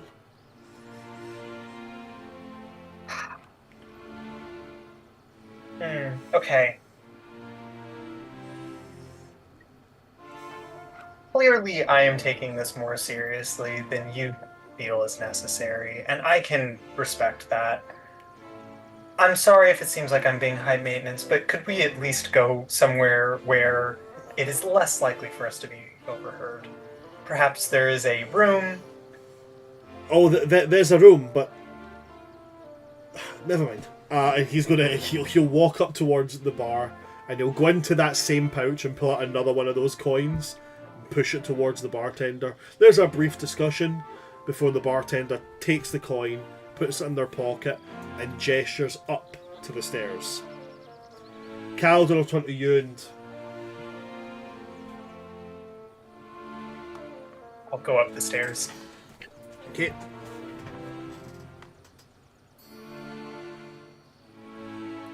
Kaladin goes up to a room, opens the door, and as this is a tavern, it has rooms. And he's basically just paid for a night's stay to have a conversation. So much more complicated than just going to the society like I meant, but I had a feeling he wasn't going to be open to do this on non... It's fine. The thing is, see if you'd said, no, I was thinking of another place. He might have went with it. Probably, yeah, in hindsight, that would have been smart. Oh, But he'll- that's cool. My thing just completely fell off. I don't need that. Sorry. It's a day. So he'll go in and he'll sit down on one of the chairs in the room and be like, is this okay for you? Yes. So, to get to it, Fel Magic, you have experience and negatively so. And while you're not interested in learning it, you do want to learn how to combat it. Is that correct? And that's about the gist of it, yeah. Wonderful. And you're already aware of the Blood and Bone Society and its purpose to control the Whoa, damaging effects. I don't need to know any more about it. I know it exists, I know its name, that's enough. Frankly, you're already too far in to not know. I can't, as the first of the Blood and Bone Society, I can't just let somebody who's aware of the society walk around with knowledge of it. Either you need to become a part of it, or you need to not remember it.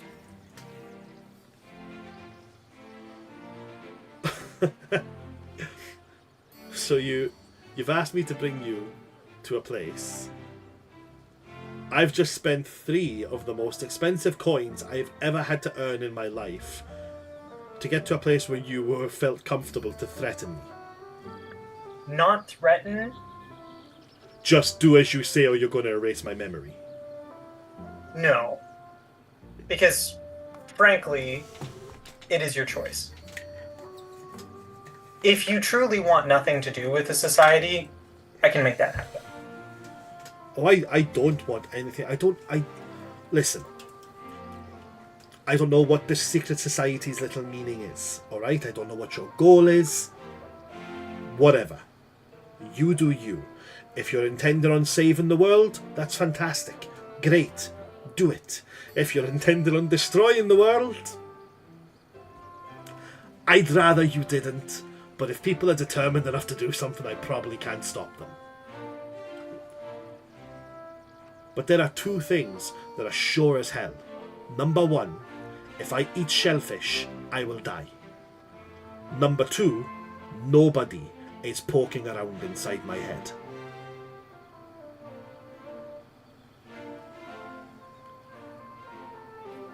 I can respect that. And let me apologize for being overly blunt. I know how important it is to maintain, mental integrity, perhaps? It seems that you and Eldwin had some disagreement, and that's really not my place to get involved in.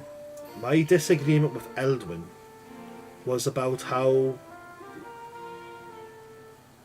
I wanted a little benefit of the doubt before I trusted him with everything. I still trust him.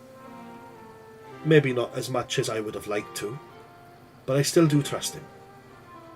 He just might not trust me as much. But that doesn't mean I'm going to go and blab anything he told me. Like, you do what the feck you want, but I'm not going to sell him down any kind of Swanee River for anything.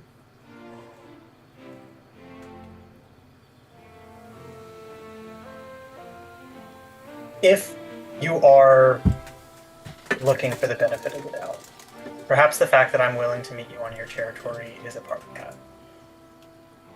My question is, if you have a goal, clearly you have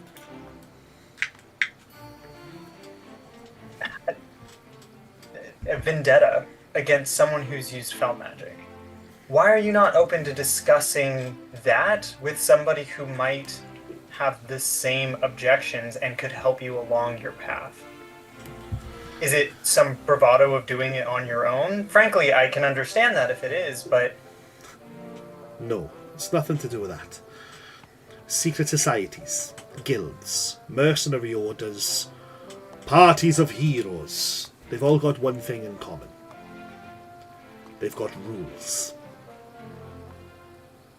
Or they've got differing moral codes. If I'm by myself, I don't have to worry about anybody else's rules, and I don't have to worry about anybody else's moral codes getting in the way. I'm going to assume that your little society, and if it does, I don't want to know any of them, but I assume it has rules.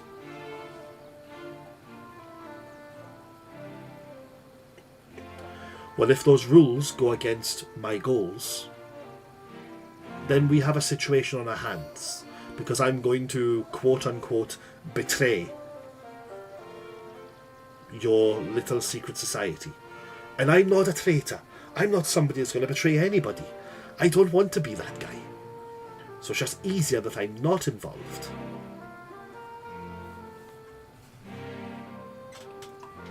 If you had given me that same argument about a year ago, I'd probably be on your side. It's so much easier to go out alone because then you don't have to worry about disappointing anybody. And you can pretend that your passing or failing of a task is purely up to your own ability. If there's one thing I've learned in the last 2 years, it's that it's usually better to go at it with other people and take the risk of trusting, or perhaps take the risk of disappointing someone else, rather than the whole lone wolf stick that is simpler but less fulfilling.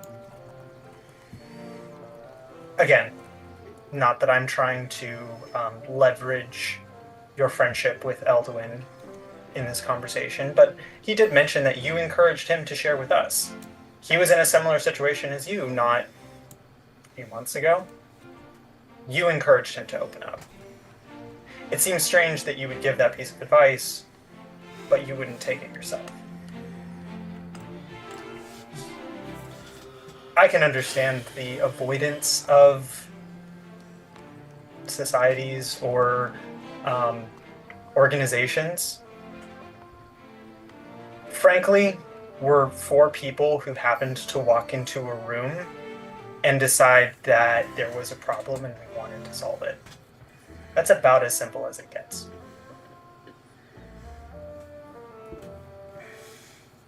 I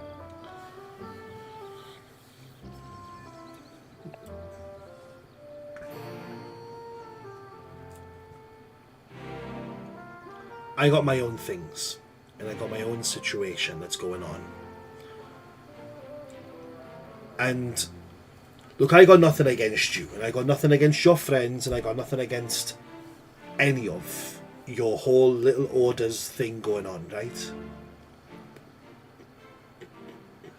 But the only person that I was remotely comfortable with explaining any kind of thing to was Elduin.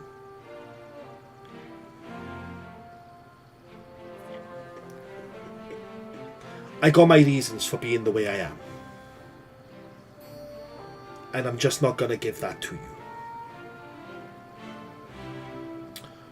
I don't wanna join your order. Okay? I don't wanna be part of it. Constantine, you can make an insight check. Okay.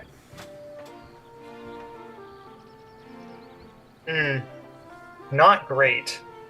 It's an 8. Let's see. Oh, metal dice are such a good idea until it comes to actually picking them up. What was that you got there in total? 8?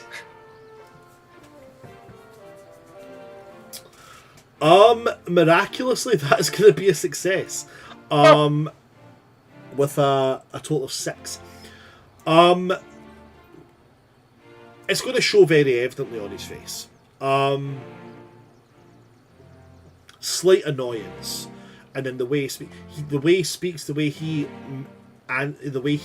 words the next part he makes, he's very much avoiding answering the last thing that you asked. Being, why won't you open up if you tell other people to? Yeah. Very pointedly ignoring it. Like, just not answering whatsoever.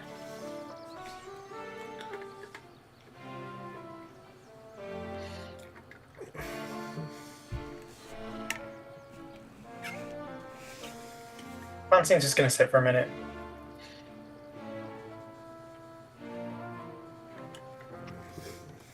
You shouldn't give advice that you're not willing to take yourself.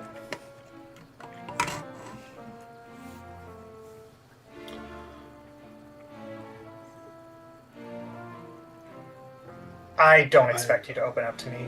You don't really know me.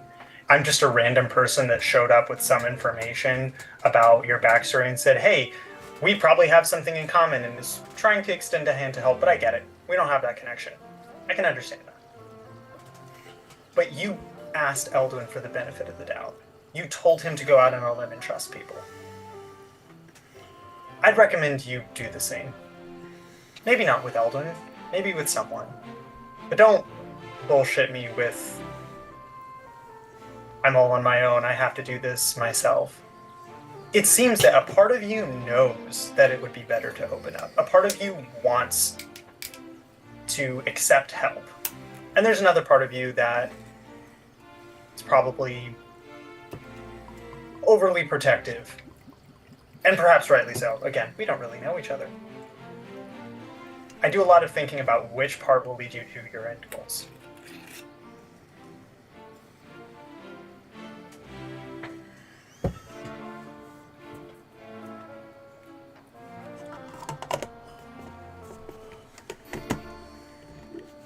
Alright. Let's do benefit of the doubt then, right? I give you the benefit of the doubt. I'm in your little order.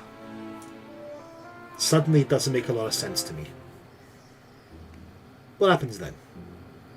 I just get my mind wiped and I forget everything about it. I think your understanding of an order is that there's a strict set of rules that if one person does not adhere to, they get the boot. That's not really how it works. I mean, there's some blanket rules of don't be a dick and don't go kill people, and if you were to break those, well, maybe not. See, now, that's where we already cross lines. Because I fully intend and know I'm going to have to kill people. That was a poor choice of words on my point. Aside from you going berserk and murdering innocents at will, there are not a lot of things that have strict rules of this is how it needs to be. Most likely, if you had a disagreement with the general consensus of my group, friends, we would have a discussion. We would talk about why you feel the need to do what you've decided to do, and maybe you're right. Maybe that is something that we should consider. It's not a prescriptive set of rules that we're going to hold you to. We're asking you to be a part of a collaborative team where we decide together what is best for all of us and for the knowledge that we have.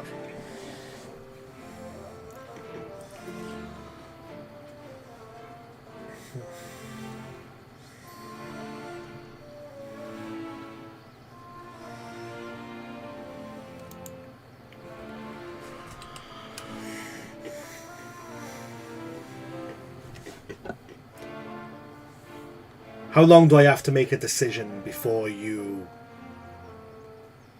come at me in the middle of the night with the mind erasing thing?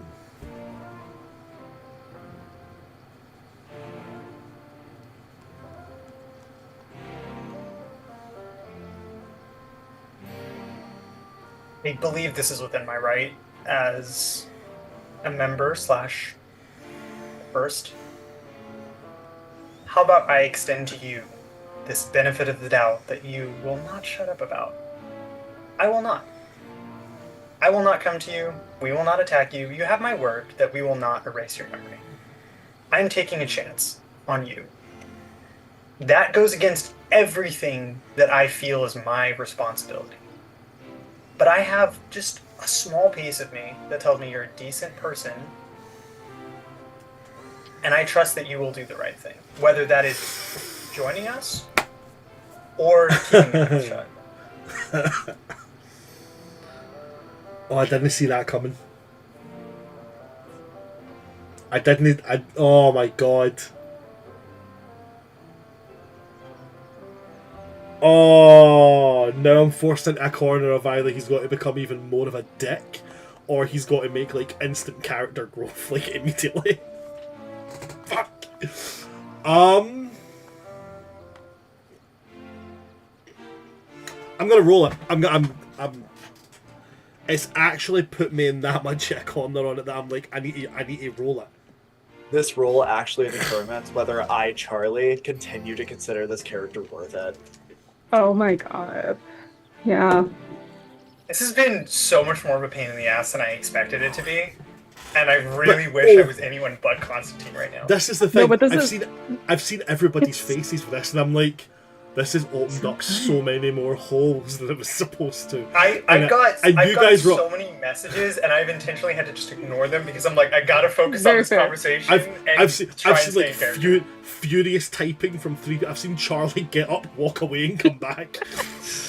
and I like you guys were all like, this is fucking, and I'm just sitting going, this is fucking insane. And you turning round and saying that. This might be definitely one of the most interesting character interactions we've had. I agree. Definitely the most tense. No, absolutely. And this couldn't have happened yesterday, because Constantine would do it. So I made the roll. He's gonna...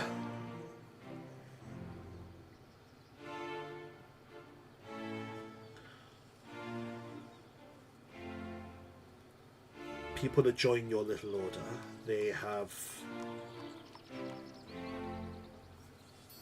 access to whatever information that you have. Yes.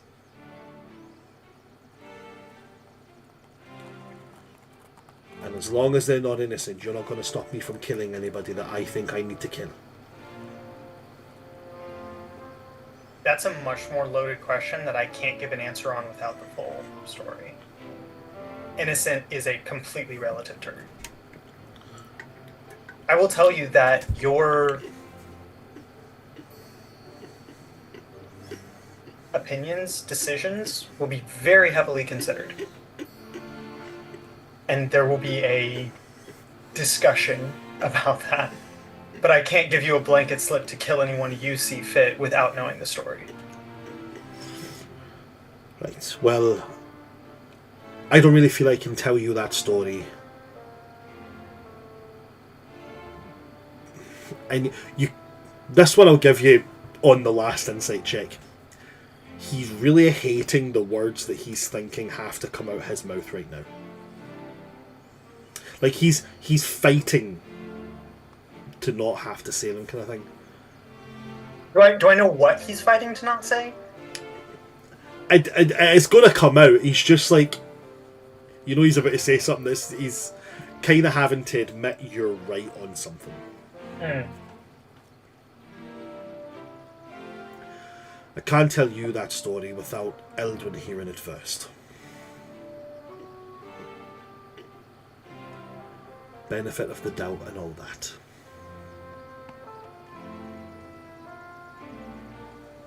Constantine will kind of put his hands up.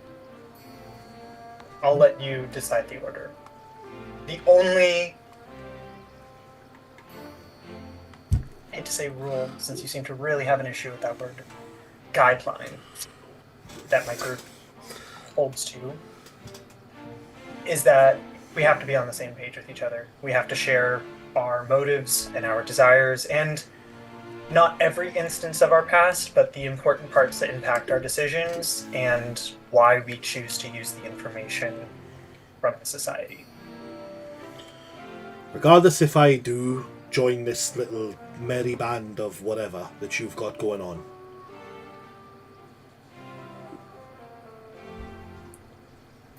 I can't do it until I tell Eldwin, and until Eldwin says it's okay.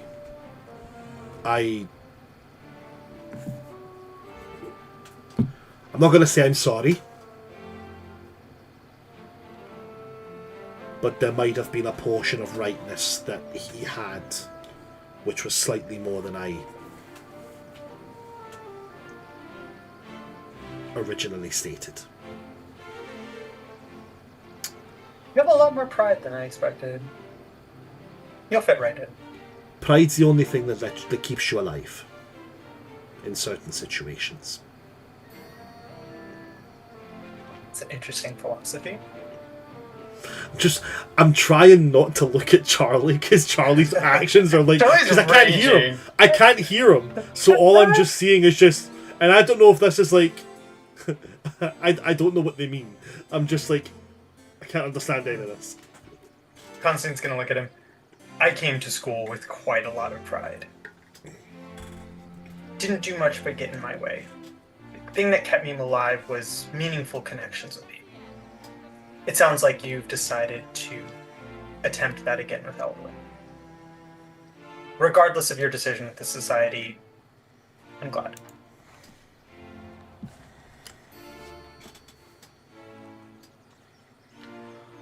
Don't suppose you know where Eldwin is at all, do you? He's probably running around the market. Okay, then I'll leave him to that. And I'll try and find him later. Okay. Constantine's gonna stand up to leave. Hey, listen, can you not use the term little when discussing the society? It's just very patronizing. It's okay if you don't see the value in it, but it's just, I think it rubs me the wrong way much more than you realize. Okay. What word should I use when I'm describing this? And he goes to go, little, and then kind of gathering. I mean, I think calling it a book club is wonderful. Okay. And it's just slightly demeaning, so if you really need to work that into your wordings, there you go. I will try to be less demeaning. Thank you. There's so much vinegar in this guy's voice in my head right now. Like, there's so like he does not like that somebody has spoke to him calmly, sensibly, and also proven him wrong. And Shocked I was able to do that.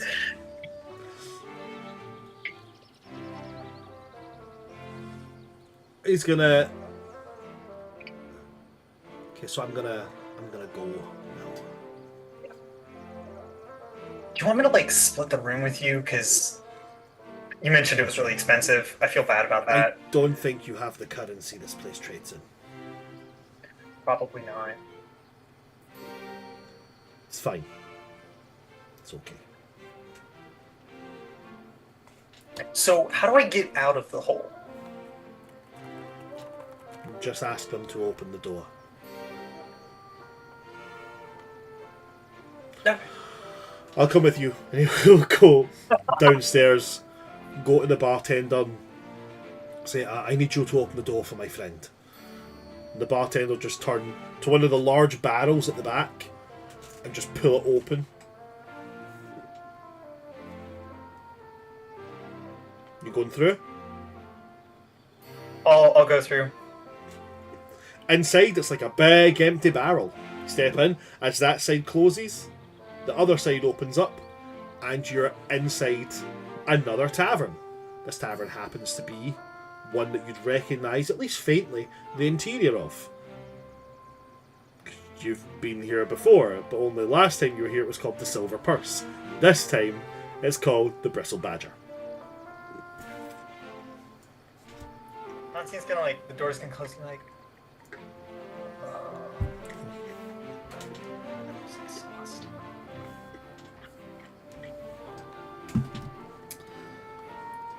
What do you do then, Constantine? You going to go find everybody else, or I'll is go there something find else you want to everybody do? else. You're going Yeah. to find everybody else. I think Constantine has a hangover from that conversation. Literally, I'm like, my brain hurts.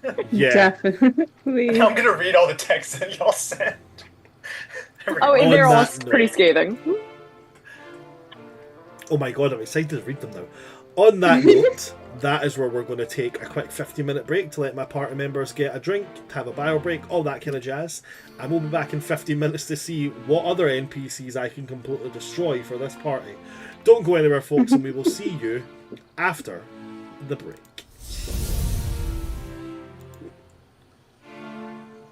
Oh, that is entirely the wrong screen. There we go.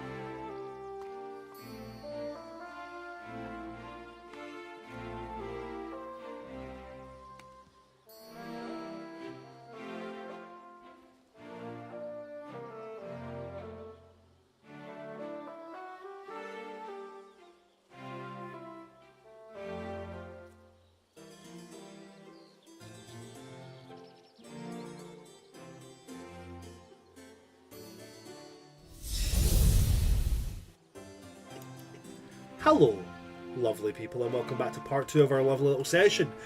When we left off for our break, it got fucking deep. It got real deep. Constantine and Kaladin had quite potentially the deepest conversation that has been had in this entire campaign so far. It was wild. When we come back in, Constantine, is there anything that you're doing before you go searching for the rest of the party? No, pretty quickly he's just gonna. Actually, no, he's gonna get a drink. He's at a bar. He's gonna grab a drink. Nothing crazy, but he's like, that was rough. I'm gonna relax a little bit and enjoy a shopping day. Okay, so the Bristle Badger has its own house ale, if you'd like it.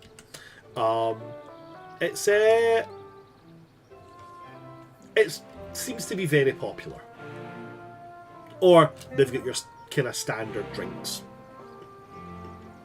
You know, he's gonna like look at the menu and like consider.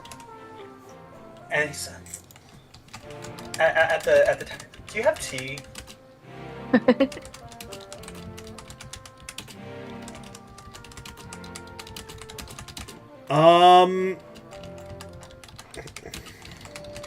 Is it a bar and restaurant? I mean, it's a tavern, so it's, It's a tavern. bar and food.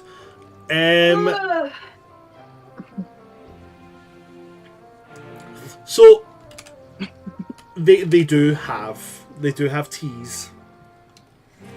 So he kind of goes through. He's got like an ales and stouts, wines, ciders, spirits and strong drinks, and then he gives you a menu that's teas and non-alcoholic drinks.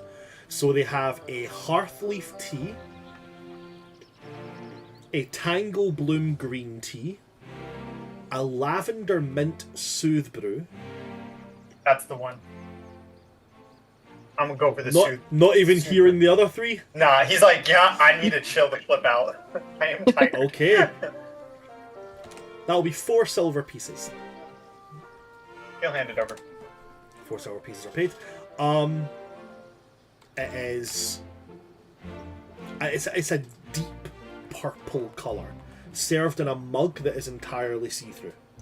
You can actually see the leaves of lavender and the whole mint leaves floating around in it. Has a great kind of that almost like eucalyptus level of mint-esque sensory hit coming off of it. Served warm, fresh herbs. It's great for nerves. Lovely. That Are you sounds great. happy to drink it? Yes, absolutely. Okay, so you have advantage on your next insight check. Oh, that would have been helpful like 10 minutes ago. You got it. You got it. Barely. Barely still counts. Okay, so in that case, with you drinking your tea, we'll jump back to the rest of them. And then at any point that you feel like you would come in, you can just kind of... I feel like Constantine will come back in here. Sure. Cool. Yeah, I think Eldwin Jump- and Achilles were joining me in the patisserie, if I'm not mistaken. Mm-hmm. You guys are going back to the patisserie. You guys are going to the patisserie. Awesome. Yeah. So with you guys coming into the patisserie, and seeing Rista ordering some lovely pastries, I completely lost. I've lost my place. Oh no. I've actually no. lost.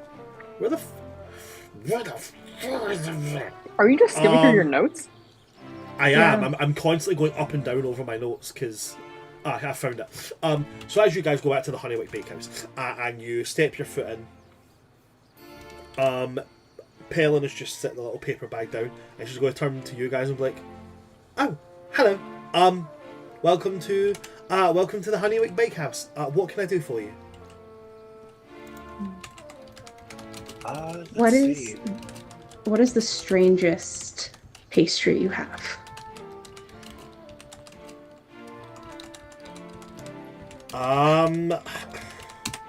Or most unique?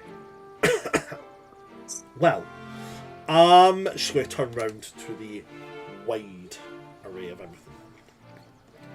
And she's going to say, I'd probably have to say it depends on what kind of flavours that you want, because we have things where we use honey from different hives that we have. We have things that use different wild fruits, chocolate, things for comfort, things that are a little bit nutty. We've also got, Oh, I've got one. I know what it is. Do you mind temporary physical effects? That sounds so fun. Okay. So, she's going to walk over Right up Achilles' alley. and she's going to take from the back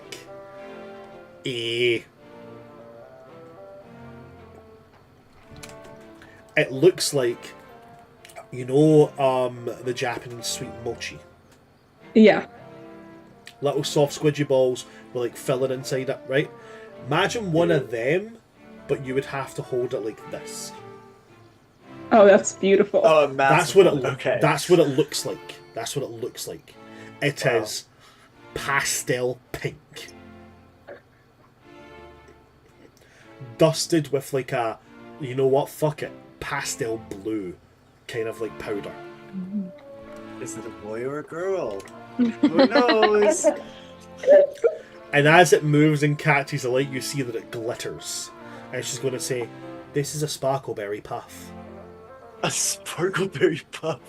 Is that from the Willy This Wonka looks shop? like the best thing in all of existence. I would highly recommend eating it in front of someone. That would be 8 silver pieces. You can go for the money. Oh, sorry, I should be very clear what I mean. Eat it in front of someone who you either have a great friendship with or someone you do not like. Perfect. Or someone you do not like. I know, right? Wow, that sounds horrifying.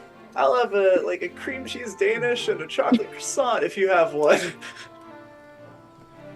Absolutely. She goes and brings back a chocolate croissant, puts that on the table. What would Constantine like? Oh, one of those eclairs with the Bavarian cream, Barovian cream, whatever. No, Barovian. Bavaria, Barovia. Yeah. Kind of over the whole Barovian thing, to be honest. Didn't really work out for me. I don't care. You're not here.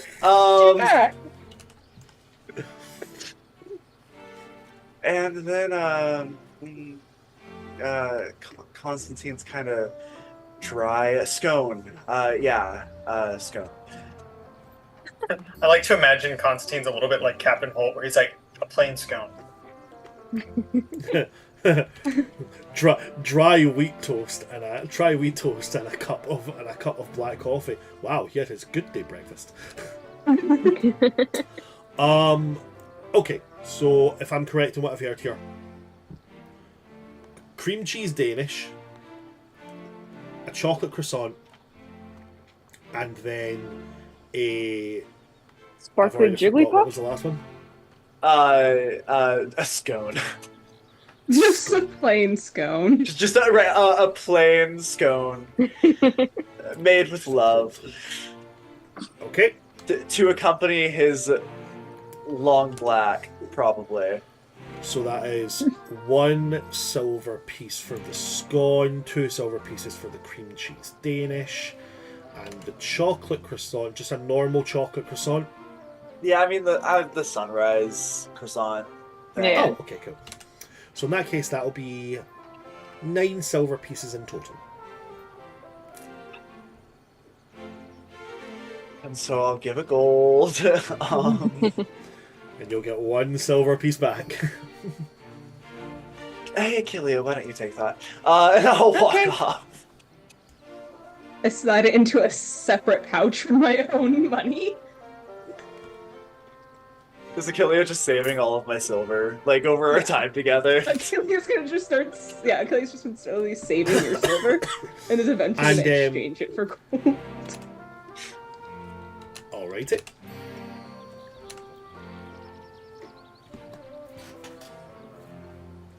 So you guys have shopped at the Golden Crumb.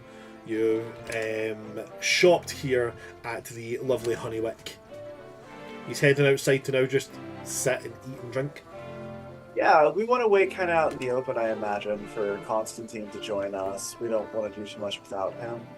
Am I correct? Yeah, that way he can That- find us easier. Oh, did Abandon get to us? Didn't he show us what his location was? Was that what happened? He was told to shout. He was told to know where you. He's still on his way. He's trying to find you guys. Okay. Do you all think I should eat this before or after Constantine gets here? As the DM, personally, I think you should eat it right now. I'm incredibly biased because I think it's funny as fuck. I don't Sorry, know. I can I'm use a not here. distraction. Will it be funny? I mean, we do have to wait, and I desperately want to see this. I mean, I can always get another one. Achilles gonna eat it. Achillea, I ask you this with the greatest of hesitance. Who are you facing? Oh god. So we have Eldwin, Achillea, Randuin. Randuin. Randuin, And Malekith. and Malekith at the Malekith. table. I'm gonna roll a d10. Oh, hell yeah. Do we Can I wanna be roll 3 and 4? I don't know why. I have an 3 attachment and to 4, that. I'll be 5 and 6. 5 and 6. Malekith 7, 8, Randuin 9 and 10. Alright. And then, well, we have 1, 2. 1 and 2 Alright. reroll. Okay. I could. Yeah, I did my math wrong earlier. Okay, Oh that's wait, it a was 10. a D8. A 10. It's a 10. I'm taking. Malekith? No, that's Randuin. Randuin. Oh, Yeah. good. Okay. Alright. Alright, let's see. So you take this thing, you turn and face Randuin, and you bite into it. And as you bite into it, it's the most amazing flavour. It is like...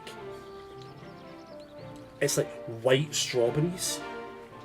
And white strawberries and lilac. There is lychee as well in there. It's beautiful, light, fluffy, airy, and as you bite into it, the backside of it explodes and shoots glitter all over Randuin.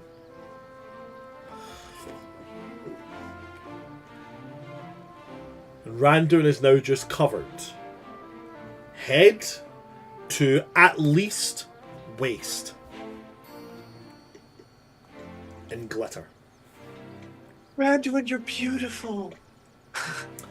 And it actually like a bursts. diamond. It actually bursts with the sound of like one of those like little party that. Is it edible glitter? Or just straight up glitter? Randuin just.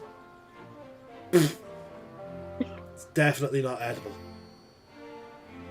So sorry. They said physical effects. This is not what I thought they meant. There is another physical effect to it though. As you're chewing, you guys watch as Achillea's skin is changing from that chlorophyll green to pastel pink. She's Linda. These effects are there for 1 hour. Wonderful. Randuin is going to Achillea? raise his hand and then press the digitation. And then press the digitation. And then just keeps looking as the glitter does not move. Man, sorry, dude. It's like the herpes of the art world. It just never goes away. He just like The slowly glitter is turns, so powerful. that Slowly magic turns- Can't get rid of it. slowly turns to Pelin, who's like leaning on the counter like this. And I was like, how long before this gets off me? And Pel's like, about an hour. And to be clear, it's about an hour before it can be removed. Doesn't just disappear. He's going to turn back and he's going to look you right in the eyes, Achillia.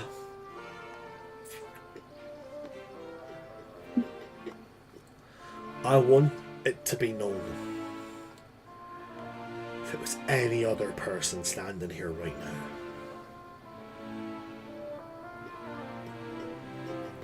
your innards would be your outards.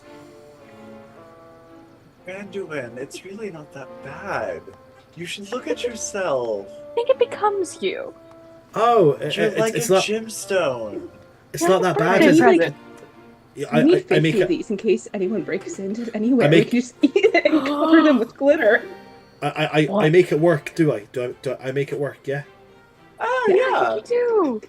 So then you won't mind if I eat one while looking at you, then, will you, Eldwin? You know, Elwood, You can that's certainly fair. try. Just becomes like a Scooby-Doo thing of Eldwin running away from Randuin, chasing him, holding one of these Sparkleberry Puffs at mouth level. Just trying desperately to get within 10-foot range. I don't think my gaunt features could make that work. You know, there's a load of things I can smell right now, Eldwin, okay? Albeit the majority of it is glitter. But another thing I'm smelling is a whole load of bullshit. I turn into a wolf. Yeah, the third thing is wet dog. That I'll accept. You're in the middle of the pastry shop? Kinda done not talking about it. I just spent a long time in the Feywilds. There's worse things to be in this world. But you know you're gonna have to be a wolf for the rest of the day because your clothes are now destroyed. I'm not turning into a wolf. That's Okay. not what just happened. What He did said just happen? bullshit, and I said I turned into a wolf. Oh, I He thought was you saying- said you turn into a wolf. As in you turn No. into a werewolf in the middle of the shop.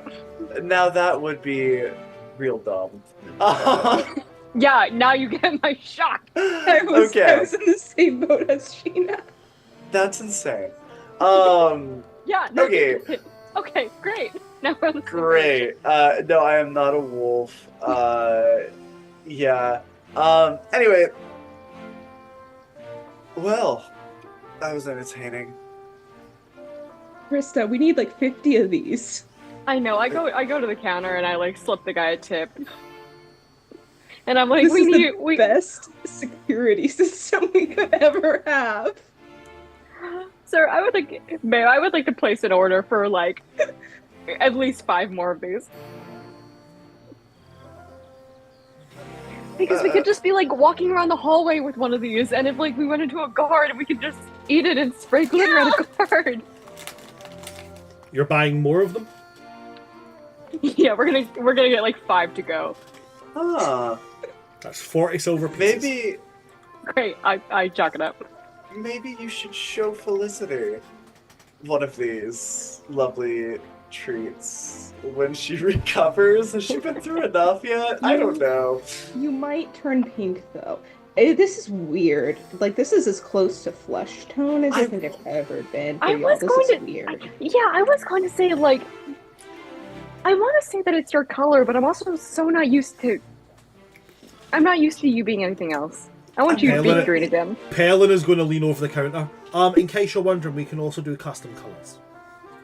Interesting. I was wondering if you turned pink because you started green and someone else would start a different color, like would turn a different color, or if it's I mean, if we could just do blue because I'm already blue. Now, the enchantment is whatever My colour skin it has to is. change color. I see. Mhm. Does The the powdered color of The powdered glitter- sugar on the powdered sugar on top let's just, for whatever goes well with it. The colour of the actual dessert itself, that's what colour you turn. The glitter is always just the same, it's just standard glitter. Mm. Is there like a pastry that you can add the glitter to that doesn't have any effects to you? To the person eating it? Well, or is that just less fun? Yeah, but I mean, yeah, it's less fun. But yeah, I can certainly do that. Kelly, what do you think? I think that we are going to have such a successful way of getting around things with this. You've heard of smoke bombs? We have the next best thing. What? Croissants. Why do I feel like Abandon is coming up, but also just behind him, Constantine's coming up because Abandon spent this entire time looking for us? Oh, I rolled Abandon's survival check to find Oh you guys. no! God. Where did he go? It doesn't help that I'm now pink. Oh, baby. I did not take that into consideration. And you're I'm also going the to tallest, have to so like re-roll. you're also the tallest. Well, that was the which logic giant of horse, he's so, looking. like- He's looking from the rooftops because he will see Achillia. Yeah. So I he's did looking not for take that- Celia. I did Wasn't not take pink that. yet, when- I'm going to have to roll that. I'm going to have to roll again. I'm going to roll with disadvantage this time.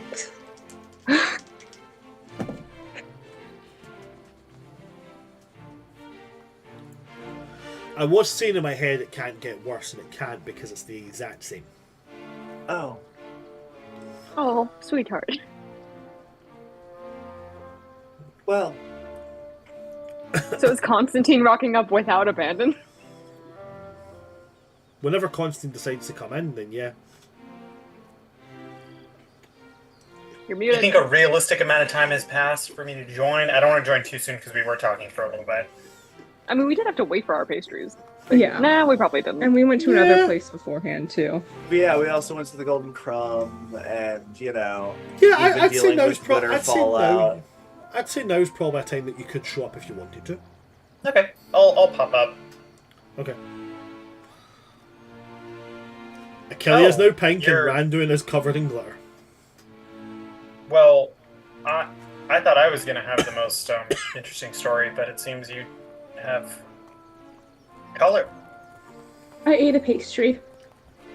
Oh. Okay, And Randuin That was in the bomb explains. radius. I can see that. I know how Glit- Rista and I It's are now not edible going to... glitter either, by the way. Oh, that's unfortunate. I got you a scone. As far as I know, it's just a plain scone. Oh, thank God. I'm gonna take a cautious bite, not a fearful one. Cautious one.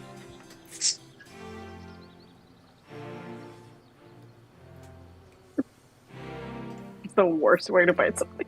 Just a Genuinely. slug. Just a Oh, slug. thank God. And I think Well- me and Achillia each have like 2 or 3 boxes, to go boxes of these little pastries. You guys said you wanted 5 of them, yeah? Yeah, just do that. Yeah. Yeah, okay. So yeah, there'll be 3 boxes. You can fit 2 in a box. Awesome. Perfect. How did it go? Yeah. You know, it could have gone better. Also could have gone worse.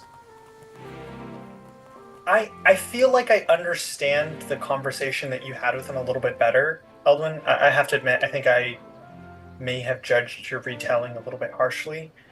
He has a... Talking to him is like talking to a combination of you and I when we first arrived. Ooh. Yikes. Yeah, it was not good. He's certainly talented with talking, but it doesn't really have much to stand on logistically. That being said, I don't know who really came out on top in that conversation. I think maybe by the end I maybe made a few good points, but it was dicey. What's the resolution? Essentially, I made a show of good faith and said that I would not forcibly erase his memories, and that it would be up to him to decide if he wanted to talk about joining the society. He said that before he could open up to me about his history with Fel Magic, he wanted to do so with you, I believe. Or at least said that he would want to talk to you about it beforehand. I'm not sure if he said he was going to or just like in theory. So you might have a conversation coming up. You made him go to a private room in the middle of bumfuck nowhere to say Fel Magic, and then you just said it right here out by the pastry shop. Yeah, that's okay. on me. Sorry. Anyway, yes, a particular kind of magic. Yes, particular kind of magic. A particular kind of magic. Daniel forgot while Constantine remembered because he has keen mind. He's... Period. A particular kind of magic. Yes. That's so funny. Great. Any ideas when that'll happen? No. I mean, I think maybe... I mean, he didn't seem like he was on his way to do it this moment, but maybe by the end of the day.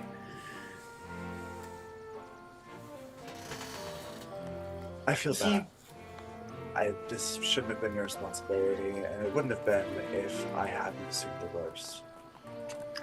Malekith will pipe up at that part and be like, Eldon, I won't be going and selling yourself short. I mean, yeah, sure, it does sound to me like he got some issues, but his issues are his issues. If he ain't gonna be coming forward and being on sharing point with us, why should we be on sharing point with him? Frankly, I think I assumed that his biggest difficulty with joining was the possible miscommunication between you and him. It seems there's a lot more depth to it than that. He seemed to be very against the idea of following rules of any kind and made a lot of assumptions that the society would be imposing a strict moral code rather than a group of students trying to do their best. Well, not to be trying to poke too many holes in the bag here, nothing but that, but isn't the whole point that we're going up against these four creepy people the fact that they didn't want to follow the rules? Is that not part and parcel of the whole issue we got with them? The rule that is under discussion specifically is not using the forbidden magic for personal gain. Does he intend on doing that? Does he want to learn Fel Magic to use it against his enemies? Like, what is the deal? To my understanding, he wants to learn how to work against the magic, but not learn the magic directly. He wants to know how it works to fight against it, but not wield it. Right, which frankly is safer than what most of us are doing. I almost don't have a choice, but yeah. Okay. To be honest, I can't say that I trust him yet. I agree with you, Eldwin. He's certainly not forthcoming. Now, does that mean he's outright malicious? I would guess not, but that's a assumption, not a guarantee. I feel that it's worth taking a chance, especially given that there's a very good chance he has a history with one of the Forbidden Four and that we will get more information by including him. I don't know how many people we know that are just running around using certain kinds of magic. I think he would make a good ally if he can work through his issues of trusting people. Which both of you were able to do. That's kind of what I pointed out, and the fact that he was actually a big part of the reason Eldwin opened up. I just suggested he do the same. I want to be clear. I was scared that I overreacted, and you don't think I did. I was not a part of the conversation you had with him. I will only say I haven't met someone as defensive as him since the last time I looked in the mirror. it was rough. I can only assume that if he was as, I don't know,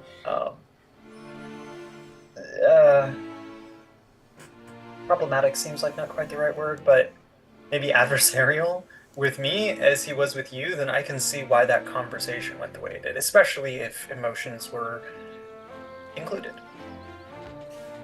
He wants people to give him the benefit of the doubt, but seems unable to do the same. And at that point, Randun will kind of like lean onto the table. Very weird. He's about to enter into a serious conversation while covered in glitter, but it's okay. But he's going to lean on and go,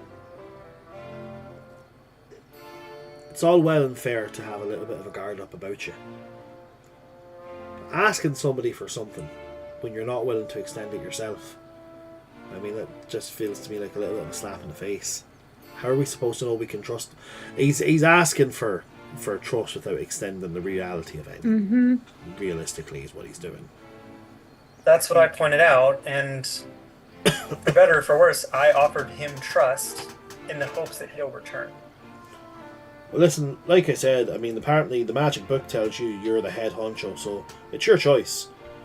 Yeah. To be honest, even making the choice to not erase felt like I might be going a little outside. I don't ever want to be making choices apart.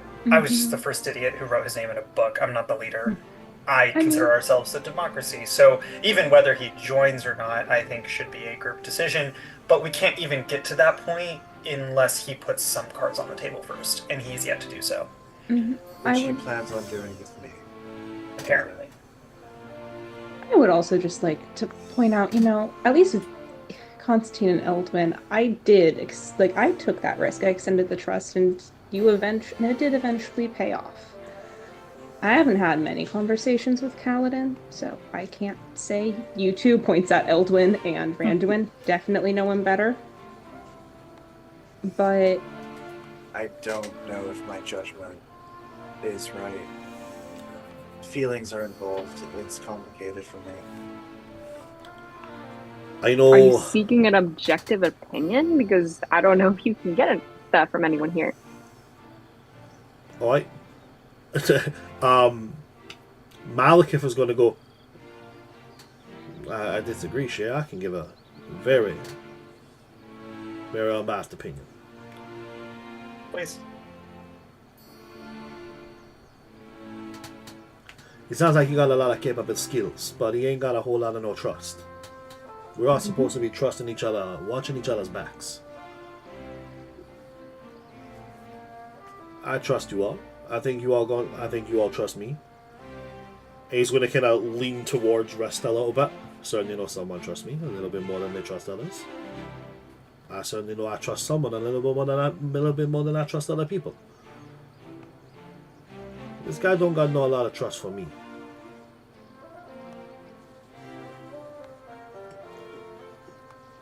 If we was playing cards, I wouldn't sit down at that table with him. Well, whether he decides to let down his guard well enough for us to reach a place of mutual agreement, that's up to him. I extended the hand. We might be able to do that. Even now, you guys don't know every aspect of my life. The things that I've been through, I've chosen to not talk about certain parts because there's no point. And you don't have to We talk. don't need him to be entirely forthcoming about everything. We just need him to be okay.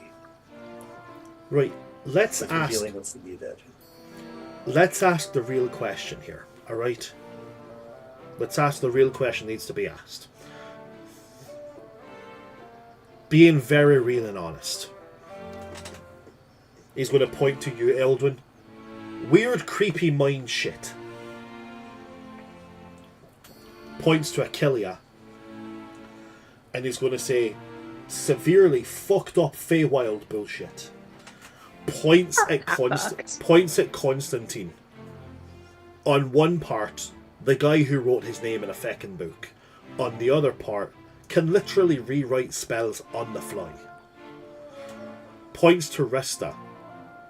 And he goes, powerful, air, creepy, rich girl. And then points to Malekith and goes, powerful, necromancy, card, rich guy.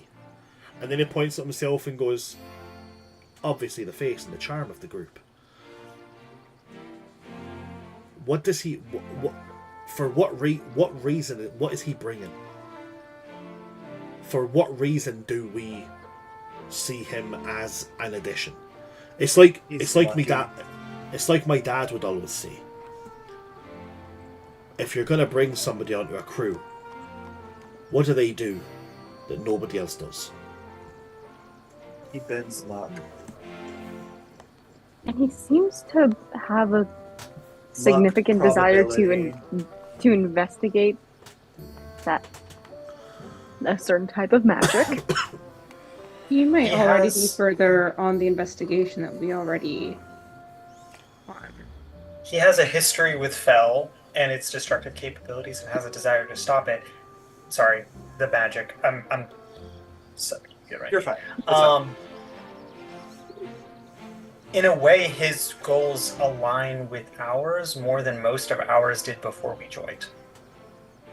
Does And he need to be he does seem to be bringing some capability, although we're not just picking purely based off of... I would wager that bending luck and probability is about a half step away from chaos magic. If anyone was going to have an easy time picking it up, or at least helping us understand it, be him. I do think if I brought him home, my moms would kill him, though, and that is a point against him. Well, I think that's mostly because When I walked, a man? yeah, right. When I walked out of the order, at that point, had you taken me to your mother's, they would have killed me too. I get the point. I do get the point that Achille are trying to make here, but I also gotta hit home with the part that if I brought him home to my mama and my papa, I think they would kill him. I don't think my parents would like most of you. My parents are dead. As you say that, Rista, Malekith like shifts uncomfortably. I don't say anything. He liked Yeah, you. The point is, it's not who Kaladin is or what he currently brings to the table. It's who he could be. He could be a strong ally. We need those. So let me talk to him. I gave him the choice. We can see what happens. What you're saying there is a double-edged sword, Constantine. For every part of a rigging that could be the knot that holds it all together, there's one part that could be the frayed piece of rope that pulls it all apart.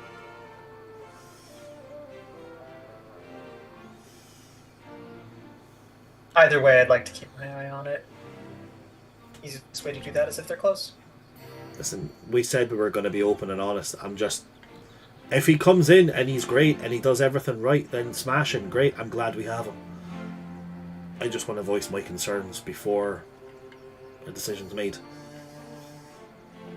And Next to myself, he's been the most problem. I would want to know him a bit more. Or at least know if I can trust him more before just saying a blanket yes.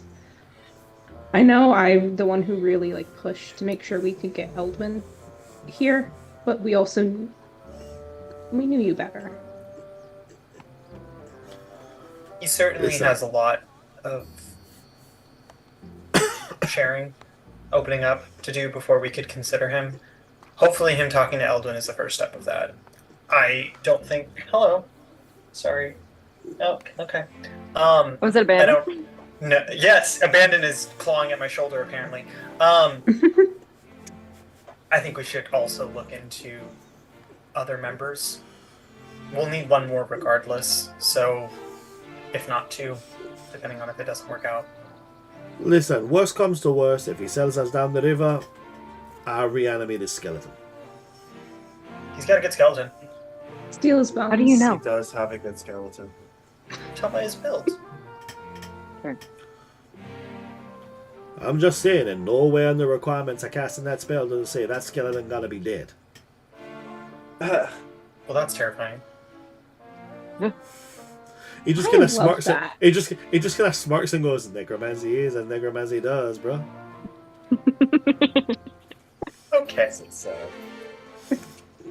This is why every party needs a necromancer. All right. You have my sword. just You look- have my Chris- bow. You have You this have guy. your brother. Have their bones. Chris is just looking at him like, that's my boyfriend. He's a little creepy. He's a cutie. I actually had a really funny. I was scrolling through TikTok and I seen that sound. You know the sound from Toy Story 2 when Woody gets knocked into the box and comes up and goes, "Hey, who's got my hat?" And the shark pops up and goes, "Hi, I'm Woody. Howdy, howdy, howdy."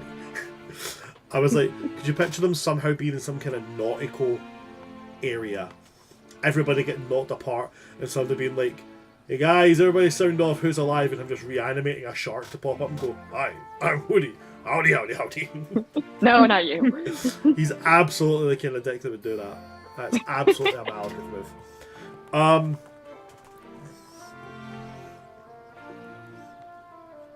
alright. Okay. My request is simply we abstain from final judgment until we know more. I agree. This isn't even a conversation until Mhm. Kaladin even agrees. This isn't even a conversation right now. I agree.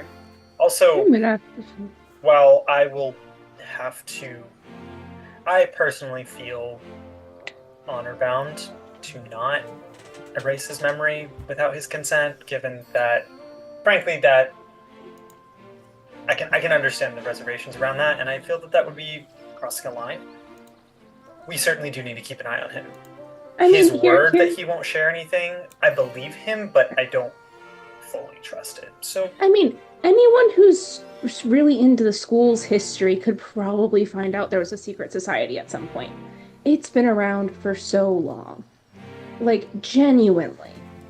It's just more so knowing the minutia of who the members are and the explicit details surrounding it and getting out. That's the problem. The existence itself, let's be so real, there's probably at least 5 of the first years coming in trying to figure out what this legendary secret society is. And you really can't be at a Magic Academy without rumors of some kind of secret society of the best or whatever. Yes, and that doesn't mean that we need to be spilling secrets because they leave us vulnerable. Correct. Yeah, I'm It just does saying- mean that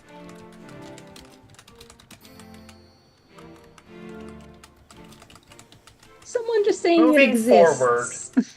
moving forward, I suggest that we do not tell anybody about our book club unless they are in the gathering place of our book club, where finding out either leads to joining or leaving.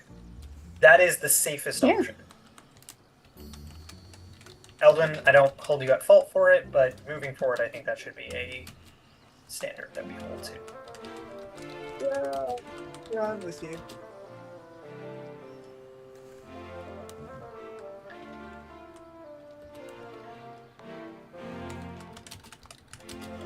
So Well- what's the next steps from here, guys? We still Yeah. need to go rain shopping, don't we? Shopping. We do.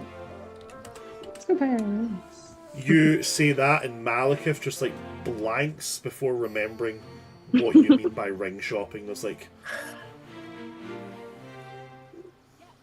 It's okay, sweet. Oh, I wait, how know. noticeable is that? Very evident, right? Like the guy, Malekith. the guy's like ash grey and turned white. Like, I'm so sorry. You're an amazing guy, but I would never throw a wrench in your relationship by proposing out of the blue like that. like you know what? There's a whole lot of places you can just go and take that. Okay, you can. I'm gonna go and I'm gonna find something to do. Like ring He'll shopping. He'll lean. He's gonna just like kind of like, as if he was leaning over to kind of like, you know, give wrist a kiss on the cheek or something before leaving. And he stops. He's gonna kind of just hand here and there, just kind of flexing so he's got a card in his hand, and it just kind of starts to kind of singe around the edges, and he's going to go, I like you, but I will set fire to you. Understandable. And then and the card disappears. And then he does it all with like a smile on his face. He's joking. He's not actually going to like make firebolt you, but like he's not going to like fireball. He just wants to show that he can.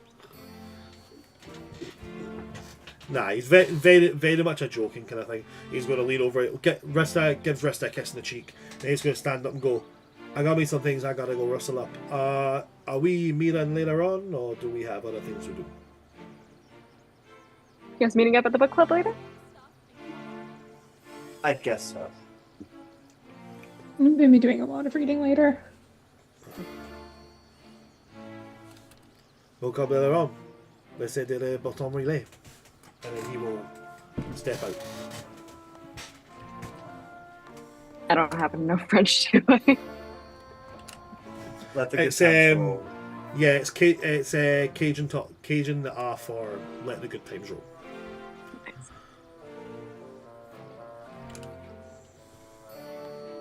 Aren't you in the South, Gina?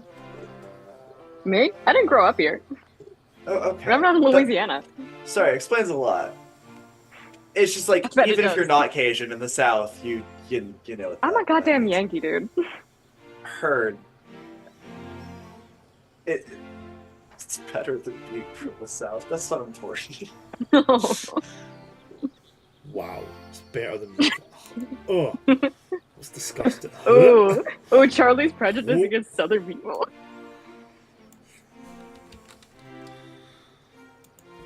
Anyway, Wait, hold on, happening? Charlie, ain't you from Texas? Yup. Hey! Oh, you can say that in such a Texas manner. Yeehaw. Yeehaw, Felix. Yeehaw, get that Lone Star. Howdy, partner. Well, No. how they do.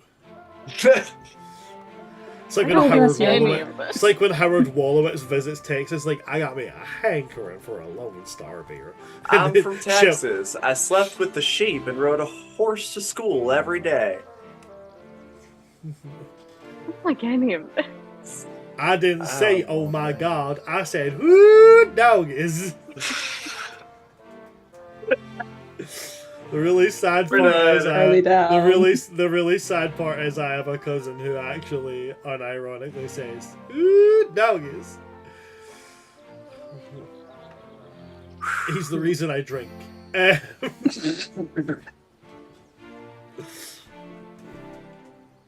I've got a cousin from like the middle of buttfuck nowhere in Alabama who speaks with more sense than this one cousin I have from Texas. Who's like the caricature of Texas. That's what this one cousin sounds like, and I don't get why. Because my uncle, my aunt, and his two sisters don't fucking sound like it. Just him. We have a really poor education system. But it wasn't always. Well, no, it kind of was.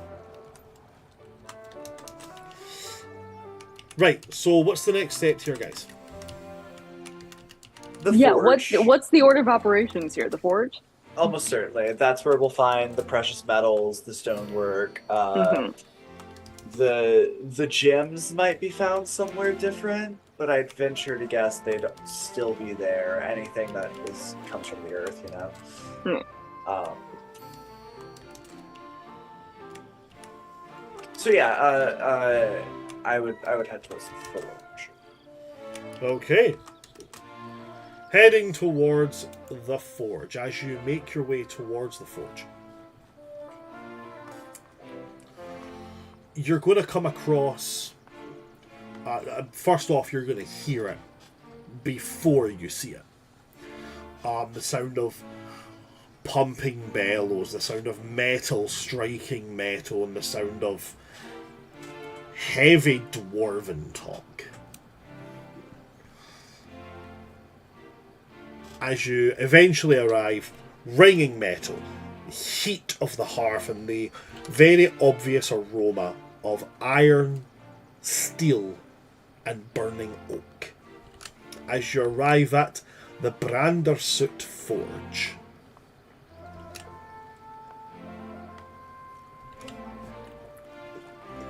As you step in, there is a dwarf who is almost as tall as he is wide, hammering away on this anvil. Big, thick, bushy black beard, wild black hair, dark skin from years of standing in front of a forge, cooked and creased face, beady little eyes, as he sits hammering away at this bit of metal. As he takes it and dips it to temper it in oil, he sees you all and kind of like, "Oh, you'll have to forgive me." Removes the gloves, puts them neatly on the edge of the anvil. "Hello, welcome to Branderswood Forge. My name is Derek. What can I do for you?" How are you doing? We're looking to create some rings, a couple magic items. All right, I can certainly do that for you. I can do the craft of the rings myself, and we do have a lad here that does the enchanting as well. So, do you have the materials yourself, or are you looking to source the materials as well? We're looking to source as well. We have the list of what we need here. We're looking to combine 2 uncommon magic items, a ring of mind shielding and a symphony stone. Right, that'll definitely be more on the enchantment side of it. As long as he can tell me the things that are necessary to make the enchantments commingle with each other, should be absolutely possible. You'll find no better craftsman on this side of the Astral Sea than myself. I don't know where we are cosmologically, but I believe you. Somewhere between here and there, and definitely somewhere other than nowhere. That sounds quite correct. Maybe speak with your enchanter. Aye, certainly. He's going to turn and yell in Dwarvish. And this Dwarvish yell comes yelling back. And he's going to turn and go, "He'll be right with you."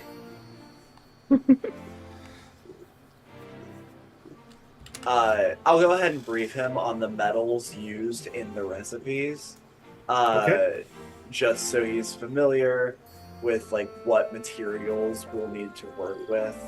And how many of these rings are you going to be wanting made? There are 7 total members of the society, is that right? 8. 8? We're looking to get 8 7 total made. and the first. Yeah. We're looking to get 8 total made. Right. So any price that I give you will be multiplied by 8. Alrighty. At which point, from the back of the shop, stepping out, there comes, speaking again in a very gruff dwarven accent, as well as language, there steps out an elf. Tall, broad, muscular. Looks to be the same species of elf as Kaladin. Certainly seems to be a mountain elf. The kind of red-brown skin gives it away, as well as the height and the broadness and shoulders and stuff. But he's very much dressed like a dwarf. He also has something that many elves will never see in their lives, and that is that he has a full beard. He's going to step out and speaks again. You see a mountain elf, you expect that lilting, almost like soft Welsh accent, and what you get is just pure dwarven brogue. Nice. It's like, "My father says you're after something, what can I get for you?" We're looking to combine Ring of Mind shielding with something's trying to make 8 of them total.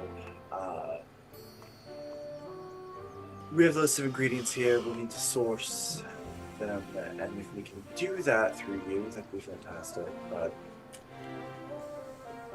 yeah. So he takes a look at the list of ingredients you've got. Okay. It's something I can definitely do. The only problem is I don't think that you're going to like the price. Sure thing. Daruk yells at him, at which point he turns back and starts, conversing again, backwards and forwards in Dwarvish. Full turning back and going, you're definitely not going to like the place. Including the metal work that my father has just said he'll be doing, including my enchanter work. Each of these rings is going to cost you, on the soft side, of 260 gold pieces each.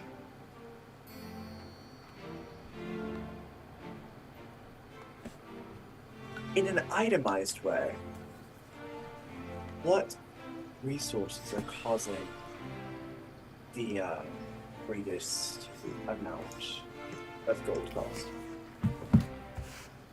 So when it comes to the metal for the rings, the lowest quality that we could use would be mithril. Some heavy enchantments are going to be put on these rings. The metal's going to be able to have to handle it. Mithril will handle it. Not as good as other metals, I could suggest, but it's the cheapest option. Say we wanted to go a grade above mithril.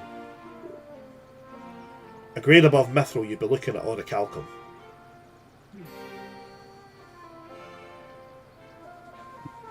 What else is driving price up?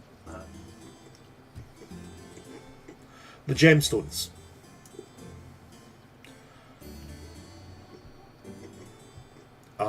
Amethysts are nae easy to come by. Not in this neck of the woods anyway. No. There's other types of gems that could be used to do it. For number one, kunzite is a great transference amplifier. So that could be used. But kunzite is also incredibly expensive. The thing that's driving the price up the most, though, is for the type of stone. Because what you're looking to do is project psychic energy, we're having to try and use stone that you'd usually get from meteorites. The other two are optional. This one's not. So the lowest I could go would be 260 gold per ring. If I were to provide the amethyst, meteor rock, and orcish metal, where would that put us?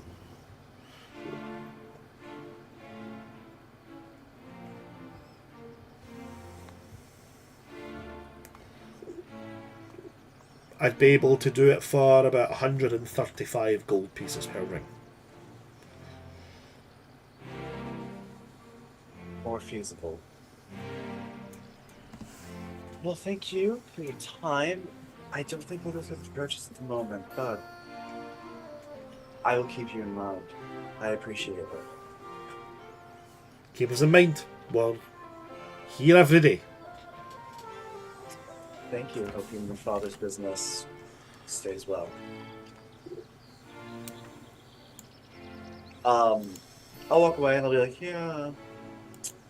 Hear me out, guys. Just let me give it a shot. The worst thing I could do is kill myself.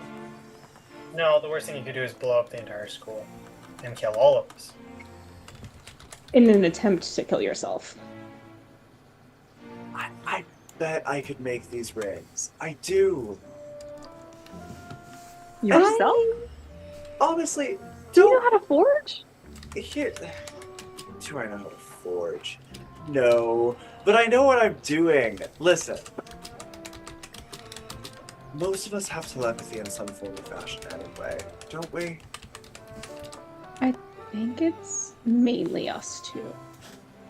But we And can also, create a sort of The benefit of a sending network. stone would be that we can telepathically connect over long distances. What if any one of us are in danger? What if we focus on the rings of mind shielding for now, so we're just not as worried about finding where this monoliths are hidden?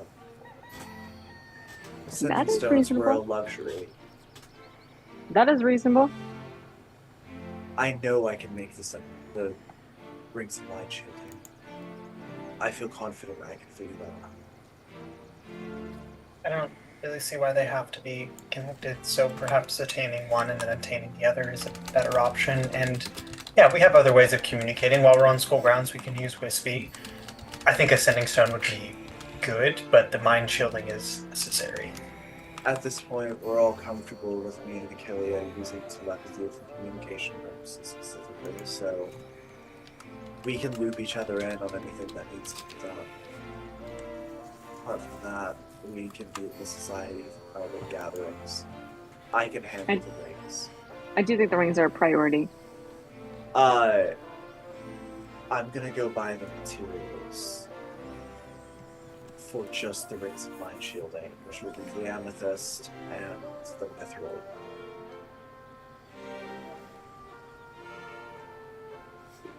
And I'll figure out the enchanting myself. You know, Elvin, being in a book club means that you don't have to do things on your own. Sure, but like I want a passion project, you know? If you want a special thesis project, knock yourself out. It's psionic magic. It feels like it's in my wheelhouse. So Eldwin's going to take on making the rings by himself. Well, not fully. Like, I will accept help, but it is primarily my goal. Like, whatever else the other members of the society are pursuing, Eldwin's focus is creating these rings for the group. So this is kind of like during the downtimes, what are we doing? How much will he pay to go back and get the mithril and amethyst and, like, physical materials without the physical labor materials cost? The physical materials without the labour cost will come to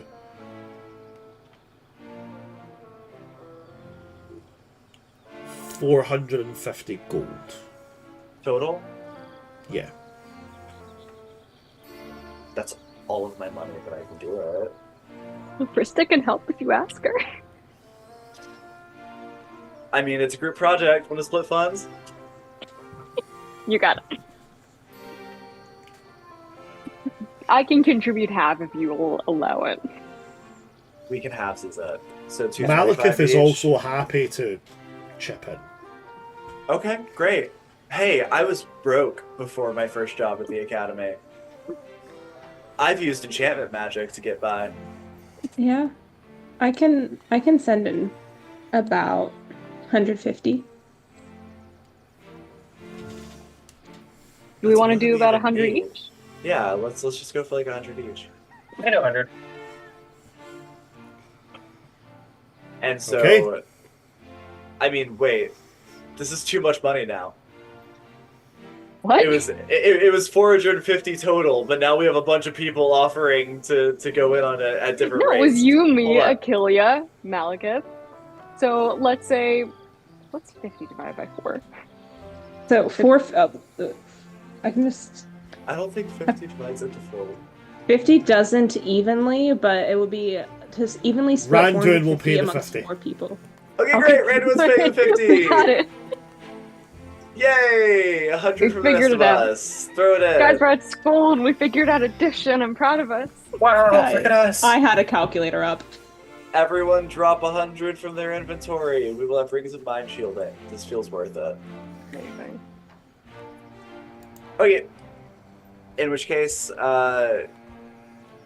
this is really primarily what I needed from the market, but I'm happy to stay with you guys and look around, or I could go and just start working on things. And it sounds like I have an awkward conversation to have as well. So, Wait, I think Risto was just gonna like wander around, have like a fun touristy shopping day. Shopping sounds great. Very low consequence. Lily's probably not going to buy anything, but she wants to just go shopping. Yeah. let's go see what's all the rage these days. Yeah. The latest style. And with that, you guys get up to go and continue your shopping journey. And it's very glad that we got to this part, as I can also feel, because I've been talking this long with a sore throat, my throat is starting to go. So I'm going to take the signal with a nice wee round spot and say that's where we're going to end today's session. Very well done to all of my players today. Absolutely fantastic job. I'm going to kick us off straight away, and I'm just going to say straight off the bat, I'm giving MVP to Dan for that conversation with Kaladin. That was phenomenal. That was just great RP. Just really, really good.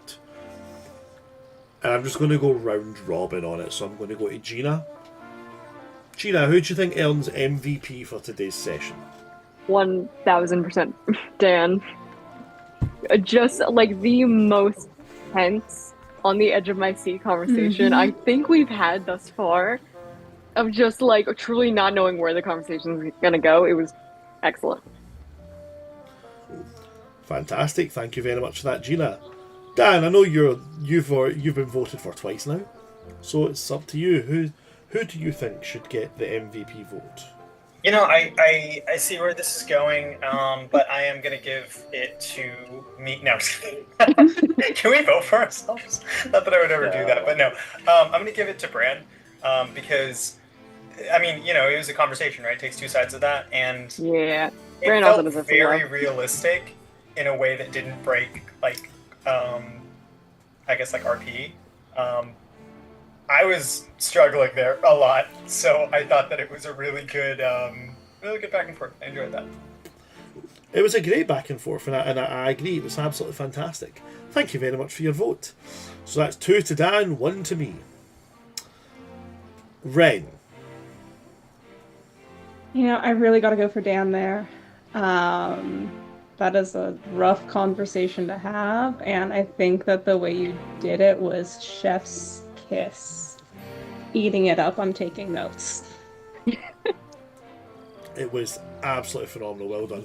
So that does make Dan our MVP for today, but just out of pure curiosity, I will ask, Charlie, where would your vote have went? I do want to give you props, Bran, because it's hard to play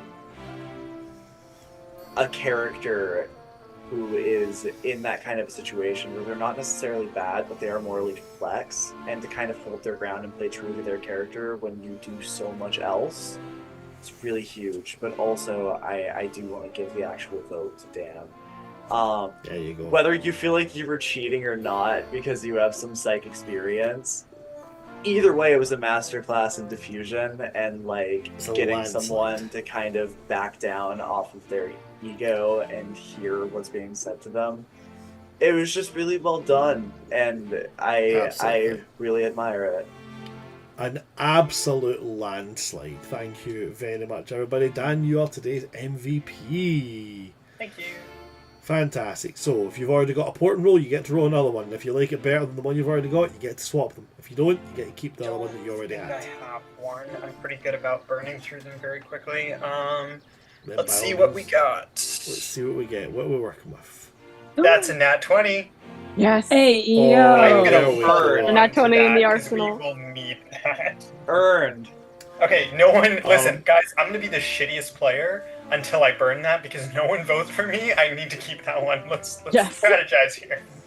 No, yeah. With that, Okay. if you like what you've, my throat is going bad now, man. It's because it's because of the switching and all the accents. That's what it is that's doing it. If you like what you've seen here today, folks, you should go and check out all the rest of our shows. We stream Mondays, Tuesdays, Wednesdays, Thursdays, Saturdays, and Sundays. All of them either at 5:30 p.m. CST or at 6 p.m. CST, except Mondays. Mondays is 3 p.m. CST for some weird reason. But you should go and check out all of our social medias as well. We are everywhere at World Tree Quests. And if you want to see the stuff I do by myself, you can check me out at Oops All Brands everywhere. I'm going to pass over my players now and let them plug what they want to plug.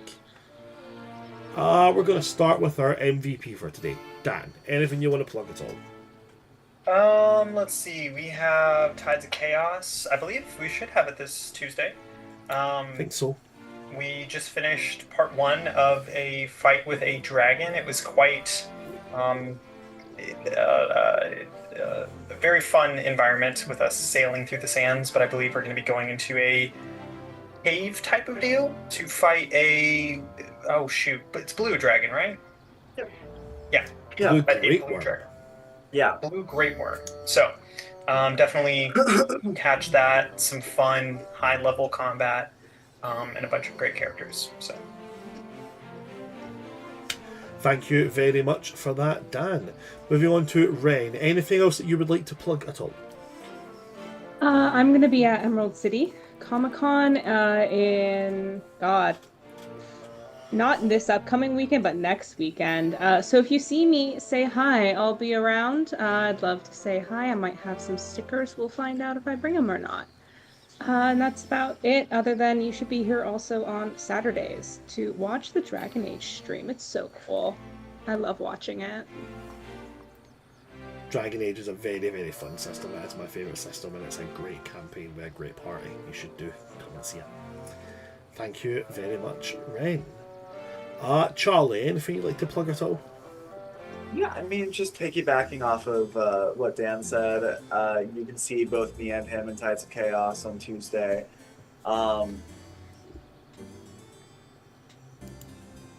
Yeah, last week was a lot of fun. We did a lot of crazy stuff. There was a lot of shenanigans involving opening a portal while the dragon was flying, so it would fly through and plunge into the ocean. Just like a whole lot of crazy shenanigans. I've never rooted for something to work more. It didn't. The dragon got through, and that's okay. That was to its detriment. It could have just been in the middle of the ocean, but instead it's going to get an ass whooping in its own lair. So, you know, sucks to suck. But hey, it's going to be great fun, and we hope to see you there. Absolutely. Please do come and check it out, guys. It's going to be a great session. And last and most certainly not least, Gina. Yeah, you can continue to find me here most Sundays at Welcome to the Academy, and also check out Dragon Age, and also check out Tides of Chaos and all the other wonderful shows that we have on World Tree Quests. I didn't tell any of them to say any of that. Thank you very much for the shout out. Just brainwashed. They're part of the ship, part of the crew. But yeah, do as all my lovely players have said, and if that is it from my players and that's it from me, well then, that is it from us. Thank you very much for coming to see us today, folks, and I'm very sorry that my voice has disappeared towards the end of this. I've been your DM of Doom, Oops All Brands, and with me today we've had my lovely cast. We have had Charlie 182.0, we've had Gina Donahue, we've had Changeling Rogue, and we've had Just Dan. From all of us here at World Tree Quests, good night, stay safe. Just give some people the benefit of the doubt sometimes. And also, don't ever hit somebody with glitter unless they really fucking deserve it. And also, don't pull a finny. Good night, folks. Good night.